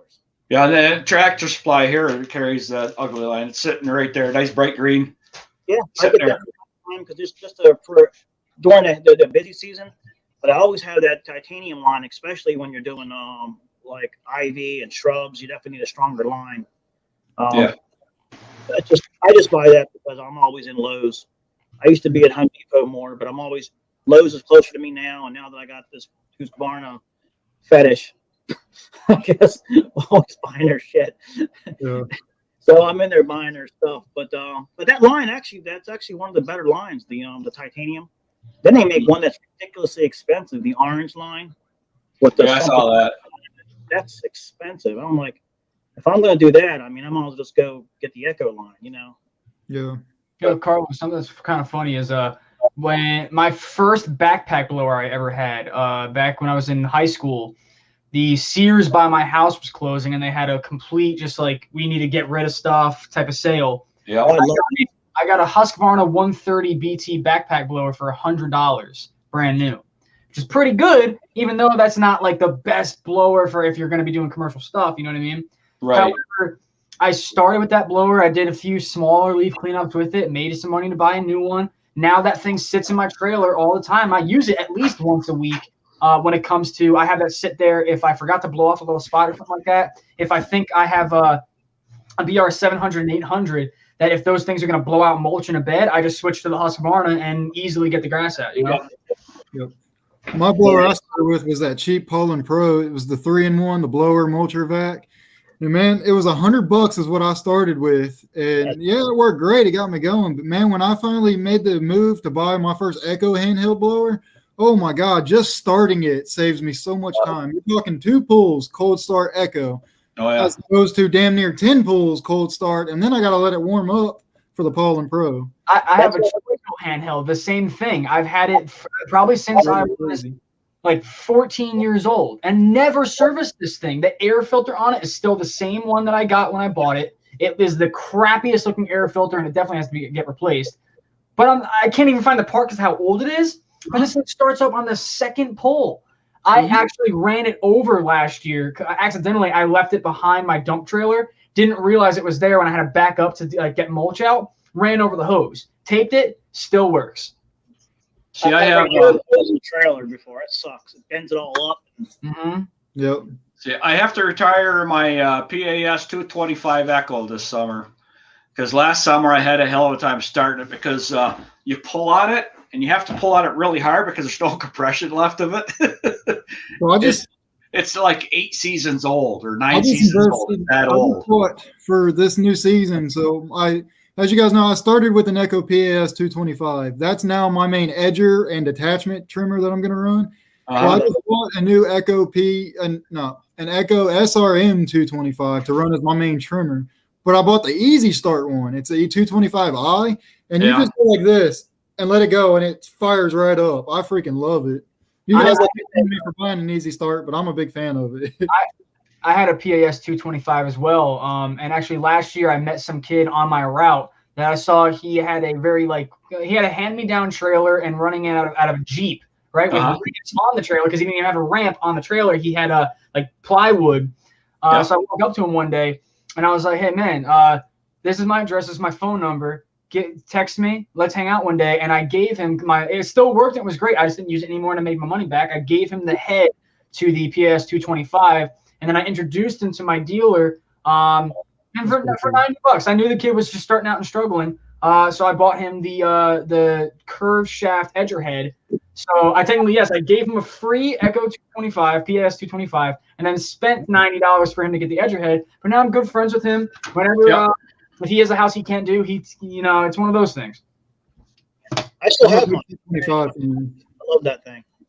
Oh yeah, we've given a lot of stuff away too to help someone out to get them going. It's just it's just you do. But, I told you. I don't know if I told you guys that story with my helper. I wanted to get rid of, and I couldn't get rid of him. Oh yeah, he said that 2 weeks ago. Yeah. Blower. I gave him a lawnmower. I didn't have any work for him. And honestly, he was a crackhead, and he was starting to just nickel and dime me for this and that, and always. Yeah. I was just tired of it, but I felt responsible kind of for him because he helped me work. We were busting out 90 to 100 customers that one year. I was working easy. I was working for Home Advisor. I was working for myself. I had so many apps going. It just blew me away. I couldn't handle it no more. And then finally, I just slowly downsized it, everything. And then we got to that year at that time where it was nothing going around. I was like, look, and I gave him all this. I gave him an Echo backpack. I gave him a blower. I gave him the Echo curved shaft when you get from Home Depot, and I gave him something else, and so he could make money. I felt I just wanted to kick him off onto the curb and let him go. I was like, give him a setup so he can pick himself off the ground and get going. That son of a bitch sold everything. I was so mad. I was like, dude, you could have made more money with the stuff. Yeah. And just to sell it to get your next fix. Yeah. I was like, why did I catch up with him 5 years later? Believe it or not, he thanked me for everything I did for him. And he ended up starting his own business. I actually gave him some work. And then I haven't talked to him too much since from there. But what do you guys do to go about selling used equipment? How do you do it? You list on Craigslist? You list on Facebook Marketplace? Marketplace. Have y'all had any trouble with having a certain type of person show up to your house on Facebook Marketplace? The kind of people you don't want at your house? People that are scoping out your stuff? The way I avoid that is typically if I feel that I have more to lose off of what I'm trying to sell, locally, I don't let people in my house. If I'm selling one that I know another guy wants for his business, now I probably don't want him coming to the house. You know what I mean? Yeah. Well, a lot of us lawn care companies buy stuff back and forth. Yeah. Because I traded last fall. I traded a set of Green Touch trimmer racks for walk behind 36-inch button motor. Mower that I'm gonna get running and everything this summer, so I can have something to kick around with, something to play around with in a project. I was trying to sell some equipment a couple of weeks ago, and eventually my wife looked at me because we had some crackhead people. I mean, there's some just rough people coming up to my house, and I'd have the garage open. They'd all be like tweaking, looking all in the garage. And my wife looked at me and goes, "Yeah, we can't keep doing this." So I was like, "Yeah, you're right." So now I make people meet me at the dollar store here in town, and then that's usually when they don't show up. But two things on that. Yeah, yes, definitely. But I want to respond to Elite Landscaping. Yes, I know that's funny, but I can't text back. But that's the go away package. Yeah, I've had 2 of those packages. But yeah, what do you call it? The garage thing. This is with my property. You see what I got going on here. Yeah, it looks like a freaking yard, and I've had them walking. So what I've done was I actually had one of those sit down things where you sit down and it has the lid on top. What do you call it? The chairs with the this rocking chairs with the cover that lifts up like this. So I have that. Yeah, I know what you're talking about. So when you're walking past, I have the garage. And I have everything sequenced so when you're walking past, you can barely glimpse of what I have behind my house. And when I have the gate open, I try not to have my equipment out because I don't leave the house with the gate open because people go by, they see it, they will come back later and scope it out. Yep. I luckily live in a fairly low traffic area because of my neighborhood. You're not going to see random people kind of like driving through the neighborhood off on one of these streets just to find stuff like that. At least where See, I live in a pretty high traffic area. Like I live in a little small town, and my little small town is in the middle connecting to several bigger towns. So we all the time get riffraff driving through our neighborhoods. That's exactly how mine's a cut road. Mine's a cut road. You know how when you got main highway here, main highway Yep, here. that's how mine is. But you can take this road to connect you all the way through it. Yep. And we have that here. So it's not busy all the time per se, but the people that know the area know it's a cut road. So, and that concerns me. Here's another thing people don't realize. Now, I hate to say this, but because one day I'm going to do something to help out with this. But people that have addictions and stuff like that, right? They have halfway houses. And yes, they've made some wrong decisions, but a lot of them, you'll get some people that are they're never going to change. Right. And they're in the halfway houses and they're in your neighborhood. And you may not know that these houses are in your neighborhood. There's ways of finding out about it. I forgot how to do it. But we had a couple here, and we've had some things stolen here and there, and I'm pretty sure that's where it came from. But I call them the shed hoppers. You know, like usually kids do that. They'll go into the backyard, they'll look for a generator to steal. Oh yeah, shed hop, yeah. Well, with the landscape, we just call them crackwood around here, but yeah, it works. We have candy for them. You know what I mean? Because everything's easy to carry off. All the leaf blowers, the weed whackers, it's easy to carry off, and they can turn around and make money on it. So, yeah, be really careful with exposing your stuff at your house. Oh yeah. You have your garage, even a regular home, and you have your garage door open all day long. I see that all the time, and I go through these neighborhoods that are so close together, these houses, and I'm cutting grass there, and it's like, that's a really nice. You think to yourself, that's really, but the person who steals stuff thinks to themselves, I can make some money on that. Really nice, you know. Yeah. And you're not going to watch them 24. And let me tell you, cameras don't stop people. Cameras do not stop people. Yeah, but 3 dogs do. When I got 3 dogs, they won't come in my neighborhood or my yard. Well, luckily, I got a bunch of little yappers across the street. Perfect. Anything that like lands on the ground and you know something. Perfect. Yeah, you can't make a step in. Yeah, they're annoying, but you know what? They're nice to have there. I got a 14-week-old Rottweiler downstairs, so as soon as she starts getting a little bigger, she'll be a little messy. Oh, about 2 years old when that chest fills out. Yeah, I remember them Rottweilers. Yeah, my brother-in-law had one. That was the drollingest, sweetest dog you ever seen. So excited. Never had Rottweilers my whole life. That body would just be shaking all over the place when you show up, running around in circles. And I miss my that's my old dog behind me on that pillow. I miss her. Yeah. Oh yeah. Look at that face. So cute, right? Yeah. It's gonna be a big old head. We got a little ankle biter, but when he's scared and he doesn't see you, he's got a pretty deep bark, at least deep enough to where if somebody's coming in, hopefully it'll pull them away. But he won't be an ankle biter no more. He'll be an ankle taker. Yeah. Taker, yeah. I've been trying to scare him. Like I try to sneak him in the house and see what he'll do. But I guess dogs are smart and they pick up on your scent and they know who I am. So he barks, but then he sees it's me. Yeah, so we have. It's funny because our dogs can't see people going by, but they can smell them. Yep.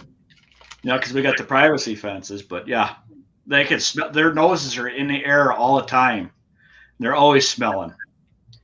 Can I answer a question on Tom Blizzard? Yeah, go ahead. How do you What's up, Long Commander?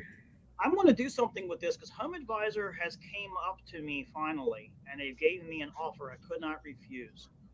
I stayed away from I worked for all of them before, and Task Easy was one that I exploded my business, but they take advantage of you, and you end up working for somebody else. It's great. Home Advisor has something new now, and I want to talk more about it as soon as I learn more about it. They have an offer. I don't know if it's still on or not, but for $300, you get for $100, you get lifetime subscription with them. $300 worth of ads that you can turn on and off whenever you want. Here's the other thing that I've learned with Home Advisor and Task Easy and all the other apps. Here's when you're starting off, if you want to get your name on the Google search, you're on their search. Yeah. So you pop up all the time. And that's that's what I started my business that way, by being on their search engines. They found me through them. Yep. And they're like the number one. They're always, when you look up lawn care, Home Advisor pops up first, and all of them. So your name is actually on their site. They can find you from them too if they want to do it on their own. It's not for everybody, and it was for me for a little while, and then I absolutely hated them. We have a love-hate relationship. But at least recently, they came up with something I couldn't refuse. They gave me 100% free bill pay through them. Really? So I can, no 2%, nothing like that. This is interesting. I'm going to really look into this. I mean, I've already in it, but I haven't set it up yet because I have my leads off until I turn them on like mid-March. But I can take every single one of my customers and I can do bill paying through Home Advisor for free.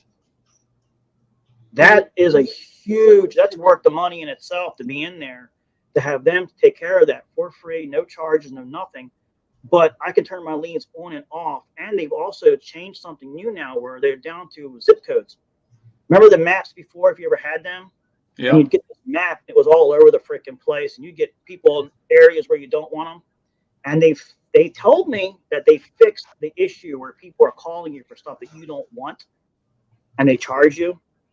They said they fixed that issue. Now, that was my biggest problem with them. Yeah, because that was a problem.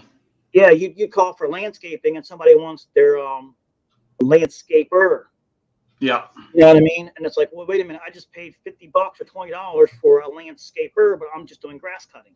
Yeah. So you can test that and tell them that, and they take it off for you. In the past, they wouldn't do that. And that's where they had a big problem. So I'm not going to vouch for them yet because I haven't, done the thing with them yet, but I signed up for it. So I'm in it for life now. Because for $100, I got a lifetime. I'm on their thing now for life. So that's good because now I am always on their search engine, no matter, forever. As long as they have their setup, I'm on there. They won't ever charge me no more. Right. The only thing they charge me for is if I accept the leads. But they also have something. I should be a salesman for them now. Damn it.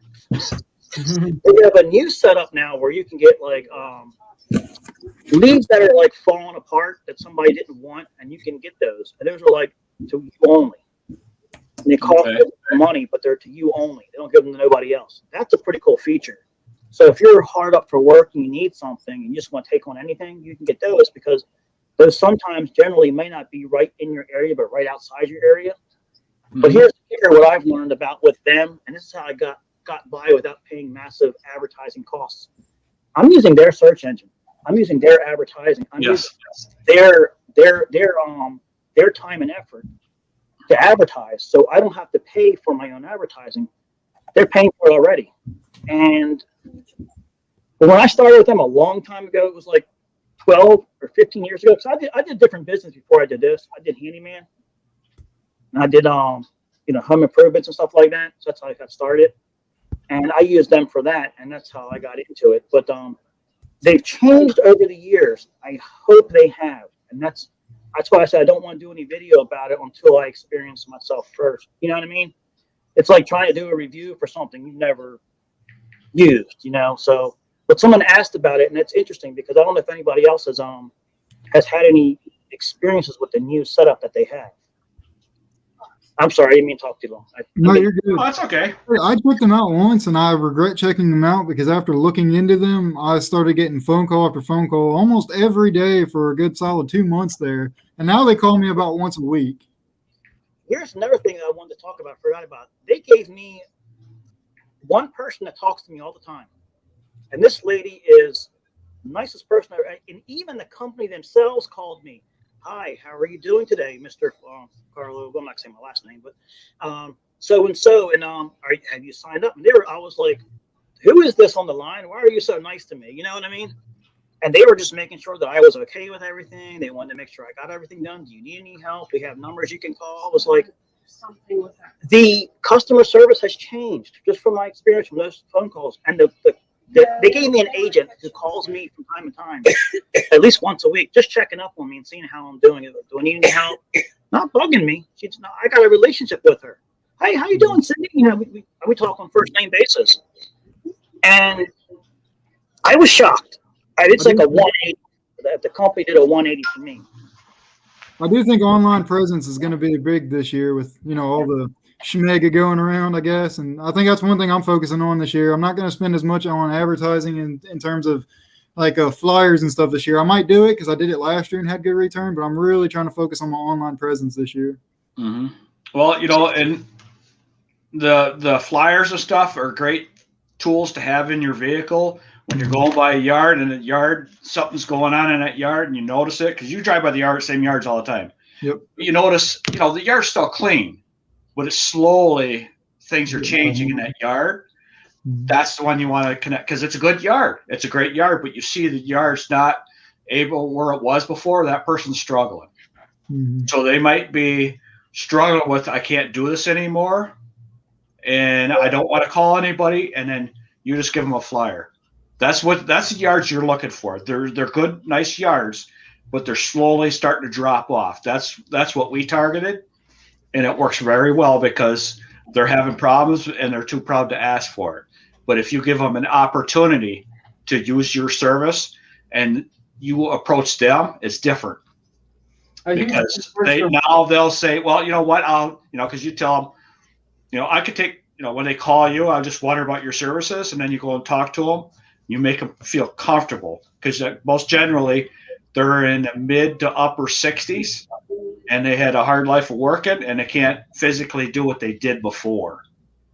And they just, because you're keeping them where they're proud yet, because they're not asking for help. You're offering help and they're going to pay you. So now they're happy about the whole thing. They feel comfortable about it. Mm-hmm.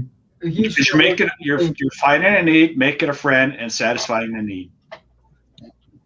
My problem is, Troy's probably in the same boat I am with the amount of customers we have. Listening to what he's got going on, I almost can't advertise.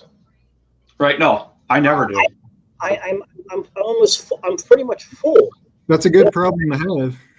It is and it isn't, because it makes you arrogant. You know what I mean? Honestly, I think I would still advertise in the areas that you're trying to get, and then you can pick and pull. You can do it. What Mark said in the beginning: get rid of your bottom 10%. Well, as I was gonna say, the main reason I am in that boat, that it's really hard for me to honestly want to advertise or ever need to anymore, is because I was gonna say, instead of, I don't know how to word it. Whenever I have a new customer, the reason why I got the business phone is I keep everybody's information. When I have a new customer, I keep their number down. I put their name in. When they give me a call, I answer, "Hey, what's up, John? How you doing?" And they love to hear that, because didn't know you had my number or something like that. It makes them feel more personable, not just another number on your list. Another thing I talked about in my live yesterday is I had a guy talking with me that I've done similar things, but he said how he did landscaping for a woman. This was the quoted job. This was the quoted price. And as he was doing the job, she had mentioned she had this little bed over here that she had made for her husband that just recently passed away. Said his name and all that stuff. The guy remembered, and when he finished the job that, again, was talked about, she came outside and said, "Hey, I hope you're not mad. I don't understand why you would be, but I just want to stress that, if you don't like it, I can put it back the way it was. But I weeded this bed over here you said you made for your husband. I made some fresh mulch and all that stuff." And she started bawling, crying.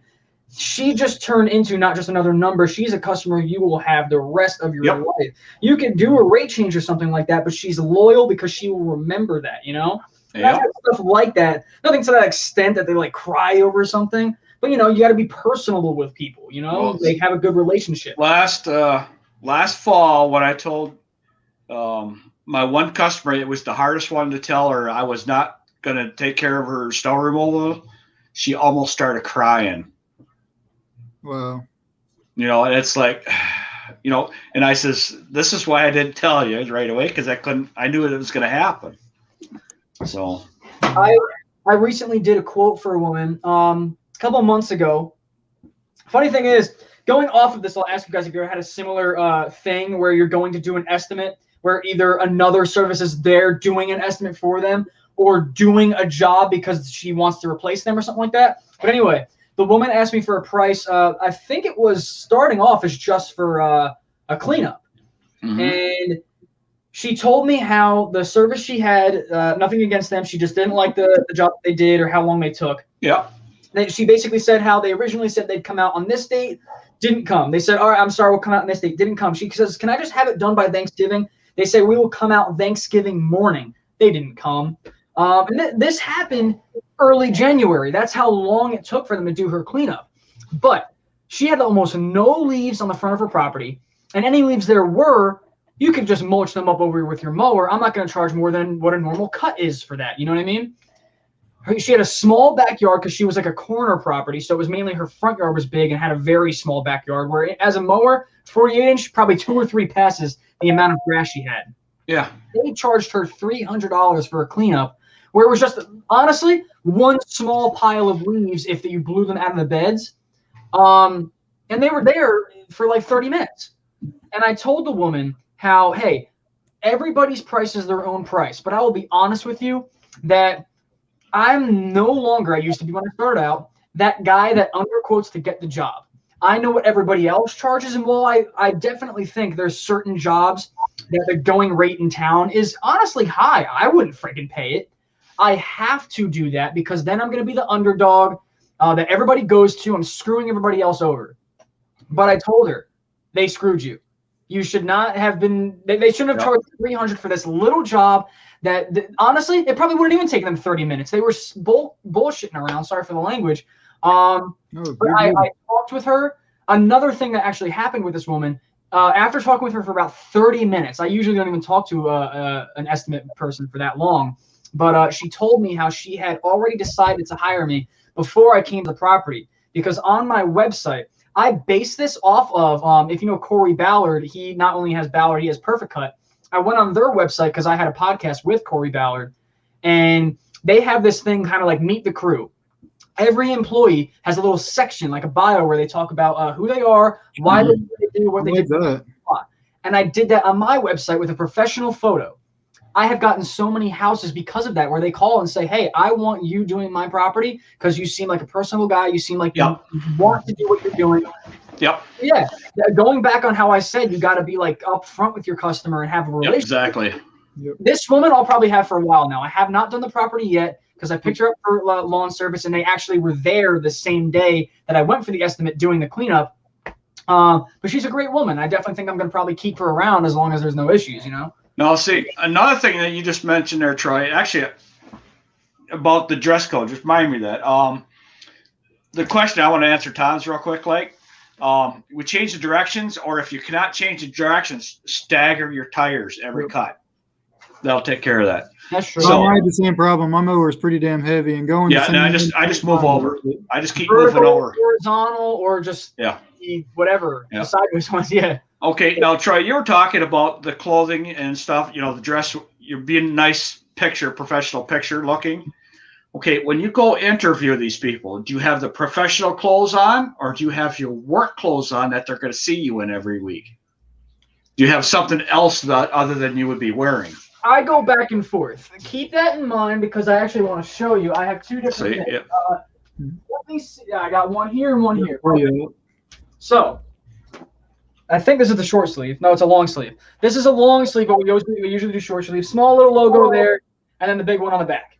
Easy. Okay. You wear every day, but usually short sleeve. Right. Okay. I have, for estimates, a collared shirt where all the logo right there. Oh, sorry. Yep. And there's nothing wrong with that. Nothing on the back, right?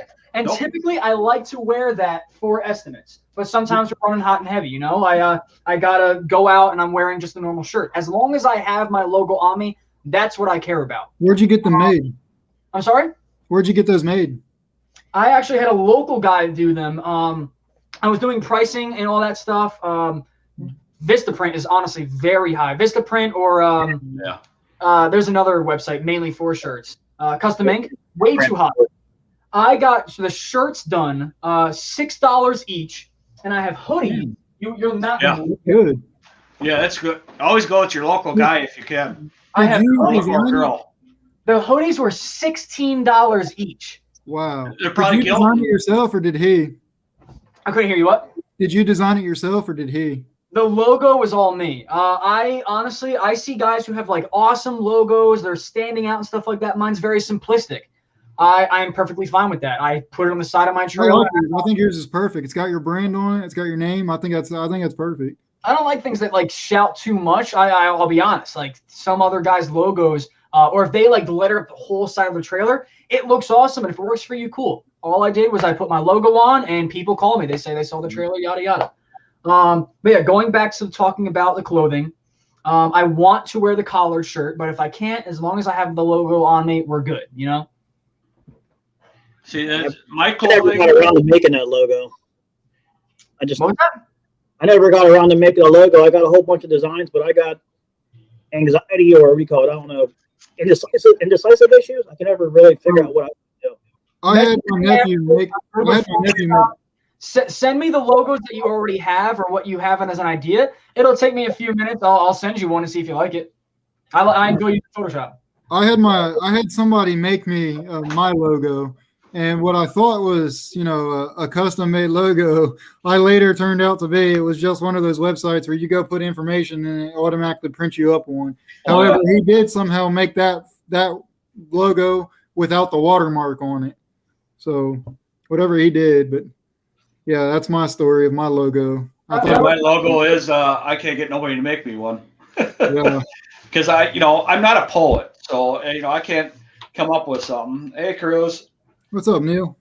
And I'm not worried about a logo for the lawn care, but I want a logo for Vicky and myself, as in a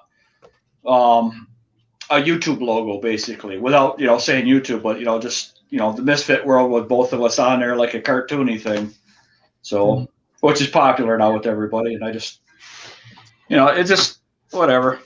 I'm not worried about it. I'm not concerned about it. So it's kind of funny. That's what I was getting at with what I got over here. Go ahead.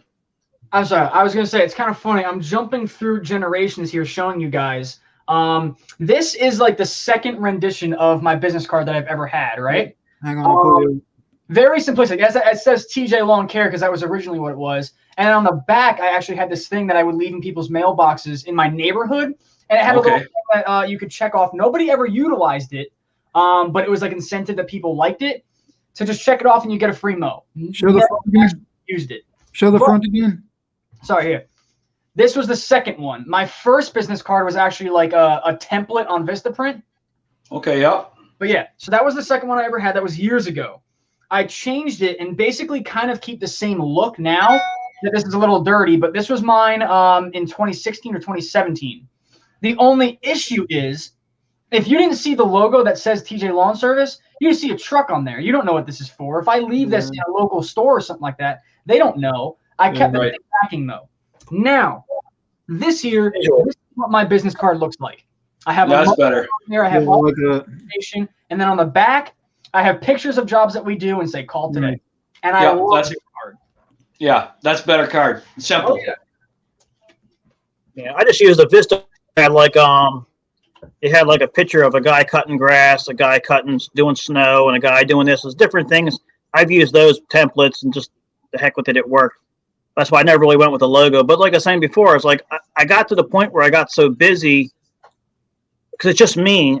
I'm a solo guy now, completely 100% solo. I mean, even just 2 years ago, I even had a helper. And so last year was my first year that I went back to being 100% solo. And I come to find out I can only do so much. So I get worried about not being able to get work in the future if I need it. That's why I was getting at with the arrogance thing.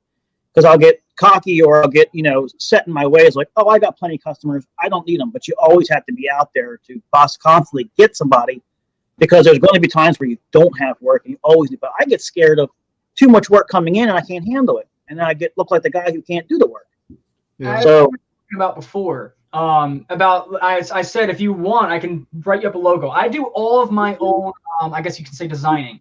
My logo, my website, anything like that. I do my own marketing when it comes to my Google listing and all of that. Yeah. I've not shared my screen before, but hopefully this works. Share screen one. Is it working? Yep. Hang on, I'm going to add it. Okay. So this is my website. All I did was I pay $200 a year, and one house makes my money back. This video in the background, I put it on Adobe. I take certain bits and bits from my YouTube, and the videos I think that do most, like as far as like justice for my business, it's a good job. I put that in the background. let me actually refresh here, because I started with a leaf cleanup first for fall, but now I have to redo it, and probably the first clip you see is mowing. But where'd you have that made? Sorry, I'm what? Where'd you get that made? This is Wix.com, and I did everything myself. See, that's freaking nice. I have Wix too, and I don't like Wix at all. Really? Yeah. Again, I pay. Well, you also have the paid version. I have the free version, so there's a big difference Version, there. I think it's definitely worth it. My plan is $204 yearly, but I pay $15 yearly for the domain name. So let me show you here at least. This is what I was talking about before. My employees don't have it yet, but this is what's getting me so much traction. People love this for some reason. I just, instead of me every time getting to a house and talking about, hi, my name is Troy, this is what I do, and this is why I want to do it, they read this, and before I even get to the house, they already wanted to hire me. But I want to quickly go through this and tell you guys why I love my website so much. Services I offer, bada bing, bada boom. A quick rundown right here, and then a detailed thing down there. Contact us is pretty much, it brings you to the bottom of the website. Meet the crew, you saw that.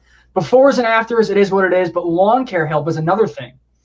If somebody is just on the website and wants to see how to take care of their lawn but don't want to hire me, there are going to be people that say, why the hell did you put this on your website? This is taking jobs away from you. But I have a whole thing when it comes to New Jersey grass, how I recommend to take care of your lawn. And people call me and say, hey, I saw your lawn care help thing on the website.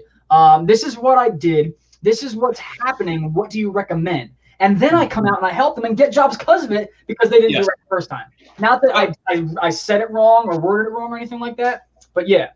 Other than that, the only other things on my website, I have an update in the top corner that my customers will read. And basically, rather than calling or texting everybody all the new stuff this year, they just read it. I have a rate change. We're not keeping a 21-inch push mower on the trailer anymore.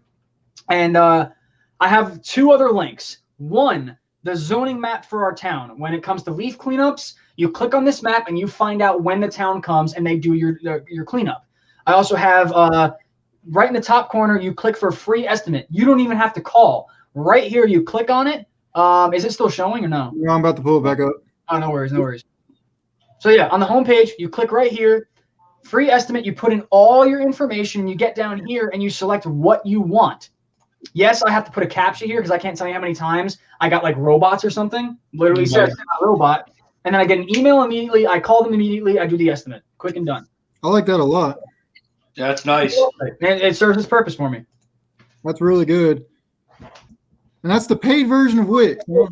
Paid version of Wix. So how'd you go about making it? Did you have to actually make each thing on it, or did it kind of give you a template and you just put what you wanted? I think, because I've had the website now for about 2 or 3 years, I want to say I started with a template only because it's easier to kind of have stuff on there already and move it around and kind of design what you want than to start with just blank nothing.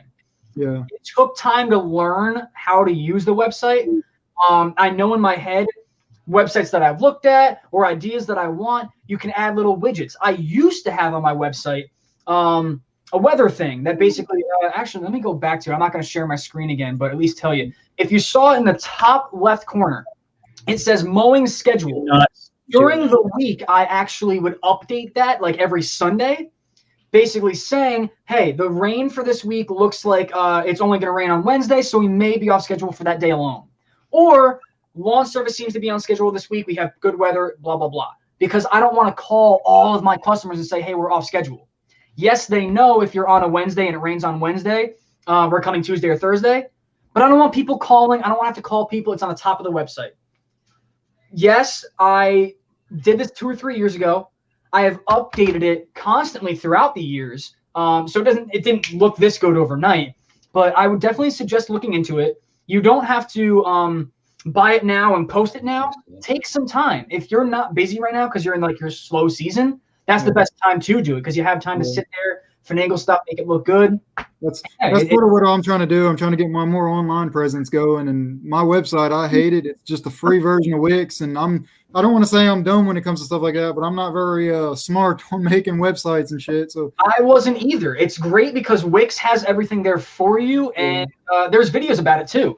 I think I have a video on how to make a website, and I basically I have to look into Wix. I think I was looking at going. Oh, what was the name of it called?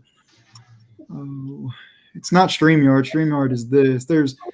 I can't think of the name of it. There was another program I was looking at using where I think it was like $15 a month or something like that. Not GoDaddy. It was another big one, just like GoDaddy. Squarespace. Squarespace. That's it. Thank you. Oh, that's the one I was looking at going with, but I haven't set in stone yet anything yet. So I know I talked a while about the website, but the last thing I want to say is if you don't have a Google listing, for anybody that's actually watching, if you don't have a Google listing, you should. On top of Google listing, I can't stress enough the website, because the Google listing is just one thing. A lot of people want to click on your website to see more about what you do. You know what I mean? When you have the before and after pictures, that helps a lot. You can put before and after pictures on your Google listing. But think of it this way. In my town, I think there's one other lawn service that has not only just a Google listing alone, but a website. That stands out. When I have people call me all the time, and when I ask them, how'd you hear about us? They say, well, I searched lawn service near me, and I was the first to come up under True Green that doesn't even do lawn service. It's more of like a lawn care, lawn maintenance type of thing. Mm-hmm. So in my town, when people search lawn service near me, I'm the first one to come up because I utilize Google. I utilize a website. I picked up a lot of work from Google, and I'm not even ranked high anyways. I'm lower ranked, but I still got a lot of work from it. Yeah, I got a My Google. Yeah, I got a My Google account too for my business. People always talk about. You probably saw that the picture that circulated on Instagram, like social media, a week or two ago. That said, Amazon, McDonald's, whatever can mess up your orders, your food, but God forbid a small business owner makes a mistake. Yep. I have on my Google listing, I want to say upwards of about 30 reviews at a 4.7. I'm fine with that. I have 2 1-star reviews. One's a fake one. It may have been a customer that just didn't want to actually put their name out there to break ties.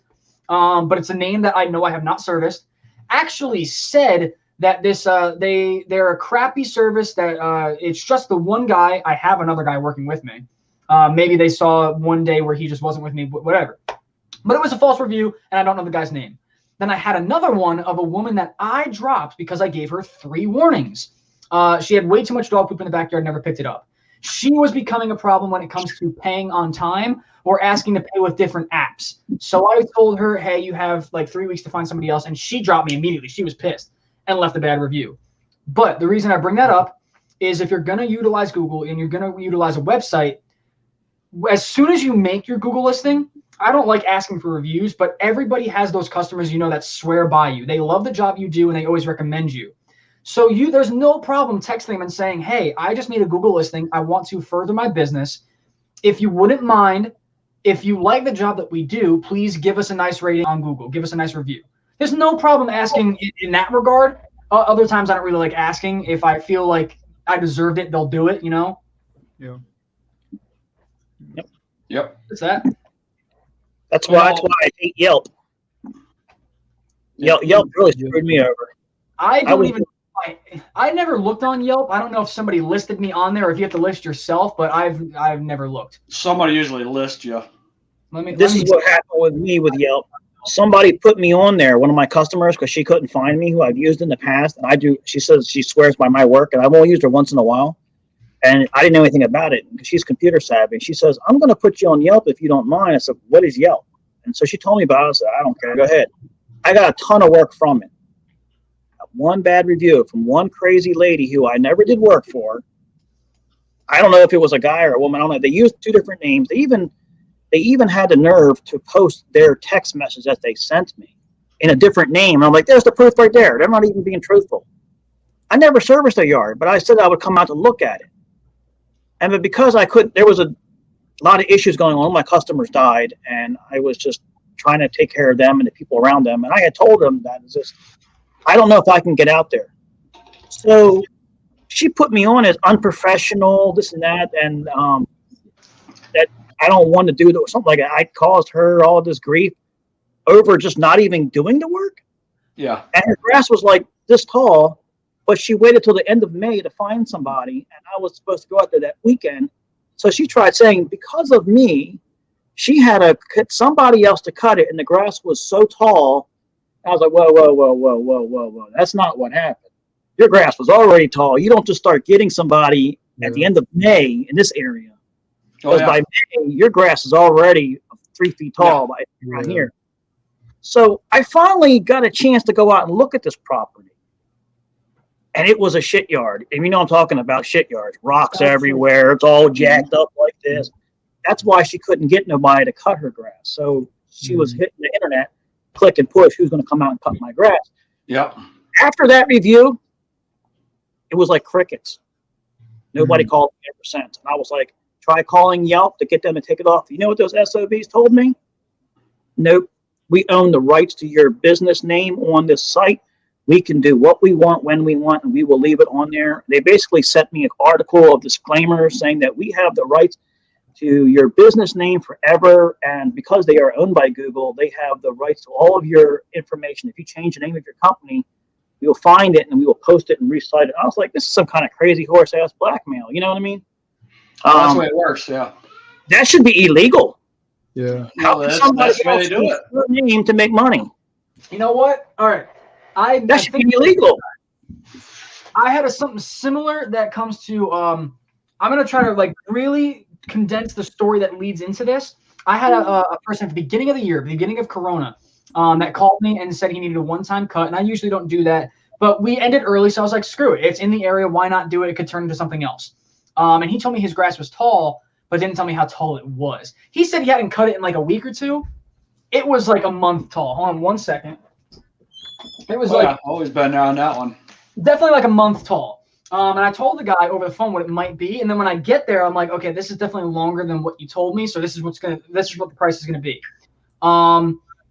My fault. I probably should have stressed that it's gonna be a double cut. That's how high it is. We cut it the first time, and he was so mad about the clippings. And I was like, well, we just did the first time. The reason the price is so high is because we're doing a double cut. I'm sorry I didn't tell you that before, but yes, we're not done yet. We are not done. He got so mad at what it looked like at the start, like the first cut. Other stuff happened, but I want to make this quick. He came outside saying he had Corona, coming at me and the guy working with me, like coughing and trying to like spit at us to get us off his property. I called the cops. Yeah, I called the cops on him. Or later that week, I have no enemies. I didn't think of anybody that would have incentive to do this. I started getting calls for people about a Craigslist ad that I was parting out my business and selling equipment, at least like 5 times a day. And I finally was like, okay, can you actually tell me? I'm sorry, the ad is fake. Can you tell me what the name of the ad is so I can find it and see what the hell is going on? I had to call Craigslist. I was on and off the phone. I was talking to the police. They said they can't do anything about it because it's only like they have no proof of who it is. But holy crap, I knew it was that guy. It was just a terrible. I think this is probably one of the worst stories I have of a problem customer. I have other ones, but that caused me so much stress. It pissed me off. Did you press charges against that guy? Because that's illegal. The funny thing was, I asked the cop if I could. He said there's no law against it yet because it was the start of Corona. That I heard that there were people that would go to the airport and cough on people, and it was considered a terroristic threat. But the cop said there's no law against it yet, so they couldn't do anything.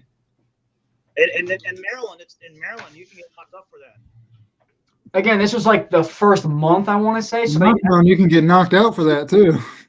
Yeah. Yeah, I was at a Giant around here, and there was 2 guys. This is when it started, right? And they were goofing around like, we ain't putting our masks on. I'll go around and spit in everybody's face. I turned around and looked at him. I said, one of these things. I said, you ain't got to worry about calling the cops. I don't think you want to do that. He just looked at me, looked at him. I said, dude, I'm not playing with you. That's some serious shit. We just looked at each other the other way, and I was like, I'm glad you turned around because I know I was going to go to jail because we were getting ready to go at it. I was like, you're not doing that. That's some stupid ass shit. You know what I mean? Yeah. He was going to joke around. He was going to go around and cough on everybody like that because the manager told him to put a mask on. I was like, no. Because it's serious. That's when it first started. That was real serious back then, you know? Yeah. Nobody knew what the hell it was, you know? Well, not to cut you off. Sorry, John. I enjoyed talking to you guys. I've been here for like two and a half hours. I got to get going because I got other stuff I got to do. But I enjoyed talking to you guys. So hopefully I can hop on again. Take it easy, man. Thanks for coming up. See you later. Yep. Right, yeah, I got to get going too, John. I was just going to say, I'm getting ready to end it. I got a birthday party I got to get to. I thought you were coming off this. I was like, yeah. All right. Thank y'all for coming up, and I enjoy y'all's time and company up here. That sounds good. It was a good stream. A lot of information passed around. A lot of people were watching. And people have been around that's been watching us for a while, and they learn something new all the time because we're talking about it. That's what's nice about these streams, because we're learning something. Like that ice scoop for spreading us on. I never even thought about that. After all these years, never even thought about it. I'll post that video up soon. I just haven't had a chance to do it. I keep figuring out what I'm going to do, and I still haven't learned how to do the put the clicks on the end. I was trying it on my computer. I'm just getting so upset because I'm losing so much advertising time on YouTube. I don't know how to do it yet, and I'm trying to. So I just do it from my phone. Maybe I'll put it together because I have a leaf blower video that I wanted to put up. I don't want to put up like 3 or 4 videos in one day. Right. I'm thinking that a video a day is too much, but everybody keeps saying you need to. That's what I've been doing. And surprisingly, so I've done a video every day for the last 6 days, and I'm going to continue it through this week, probably ending it Saturday. You don't feel it's done. Every video has done either average or very well. Surprisingly, I thought it would drop, but no, it's holding. No, our channel dropped right off because we were gone for 2 months because the sign shop were so busy. I just didn't have time for it, and then I put out videos like I did this morning, which took me 30 hours. So, hey, that one you did was really freaking good. I really liked it. It was something about the sounds of it was so satisfying watching. It took me 3 days to put that video together. That's all yesterday's video for me was. It took me forever to put it together, and it's not. It's just doing this. Hard. It's just flat doing nothing, sitting there. Yeah. But it's going to sit there and sit there and sit there and then sit there, and then all of a sudden it's going to do this. Yeah. It's just one of them videos that'll sit there forever, and nothing will happen. All of a sudden, I'll just take off for no reason. Yeah, I've got a bunch of videos that did that, which is fine. I thought about deleting some of my videos. I feel like I got too many on there. No. I wish I did. Do not delete nothing. I deleted some of my older videos back before I was making the transition into lawn care. I wish today I didn't. Oh, I tell you what, I like Yeah. I like going back to when I first started to now, and I'm way different on all the videos. Same. Way different. I'm a lot more comfortable now than I was then. Yep. No, I guess that I'm doing okay because I thought I wasn't too. Maybe I was just. People are like, "Oh, I'm tired of seeing this guy every single day." But I say I enjoy watching everybody. But I'm thinking, no, because we all go through watch times. Because I'll watch somebody for a while. Because you'll see, I'll comment a whole bunch of videos at once because I just watched them. Mm-hmm. You know, and then because my attention span is real short. So I can only watch so many kinds of videos at a certain time. Yeah. Most time I spend on YouTube, I'm researching for my next project. So that's what I mostly do. This time of year, but in summertime, I don't have any time to get on YouTube. I'll just put maybe once as the mowing season gets started, I'll probably die down a little bit, at least on live streams anyways, but I'll be posting a lot. Yeah, I don't know what we're going to be. We only got, let's see, we'll have a couple more live streams and then we'll be gone for a couple weeks. There won't be nothing posted anywhere. We're taking a vacation from YouTube for about 2 weeks. We're not going to post nothing or do nothing, So here's a question. Should I post the one that I've already made today for the leaf blower? Or should I wait for that one and post the one for the snow since it's snowing? Snow, yeah. Snow. Okay. All right. Well, no, I'll put one. You're at the on the scooper thing. Yeah, you're at the end of the snow season stuff. So, you want to get them out and you want to get into the next season right away, because my videos that are spring cleanups are starting to take off right now. Okay, yeah, because that's what I have. I found some stuff that I didn't post from before, and I'm trying to put them up. Yeah. Get the snow removal. Yeah, get the snow removal out. Get the equipment videos, the spring cleanup videos. All them need to be up right now. You just got to remember, you got to think like the department stores are. You got to be a season ahead, because people are starting to think about the spring cleanups and the equipment repairs and the maintenance and everything. So that's what you want to be putting up. Well, I'm going to take a break tomorrow. I won't be doing anything tomorrow because I got to do a Zoom funeral. Oh, that's going to be interesting. Yeah. We're never did that before, but I had somebody pass, a dear aunt of mine passed away. Yeah. And it's, I'm not looking forward to that tomorrow to do a Zoom. Yeah. I got to do that. So I probably won't do any tomorrow. So. All right, guys. Thank y'all again for coming out, and I'll see you guys probably next week or before then. Or Mark and Vicky, you guys enjoy y'all's vacation and don't think about work. Oh, we won't be. We'll be out and about. Yeah. So see you guys. Enjoy it. Bye, everybody. Take care. I don't know how to get off. Pieces. Thanks for coming up, guys. Thanks for watching. See you guys. If you guys haven't already entered, make sure you go check out my video from yesterday. You can either check it out. It's my latest uploaded video, or it's in the description below of this video. Make sure you check it out. It's for the giveaway. It's my 1,000 subscriber special. Be sure to give that video a like, a thumbs up, because I did a lot of work on it. And make sure you look, as there's some extra entries available for the giveaway. Just to let you guys know, next Saturday's live stream, I believe we're going to go live again next Saturday, probably around the same time, 11 to 11:30 to 12 o'clock Central Time in the morning, and that's going to be the giveaway drawing. So we're going to do it randomly, and we'll have a couple guys up on the panel, and it'll be a good old time. So make sure you check that out, and I appreciate everybody for coming out and watching the videos and supporting. So I'll see you guys in the next one.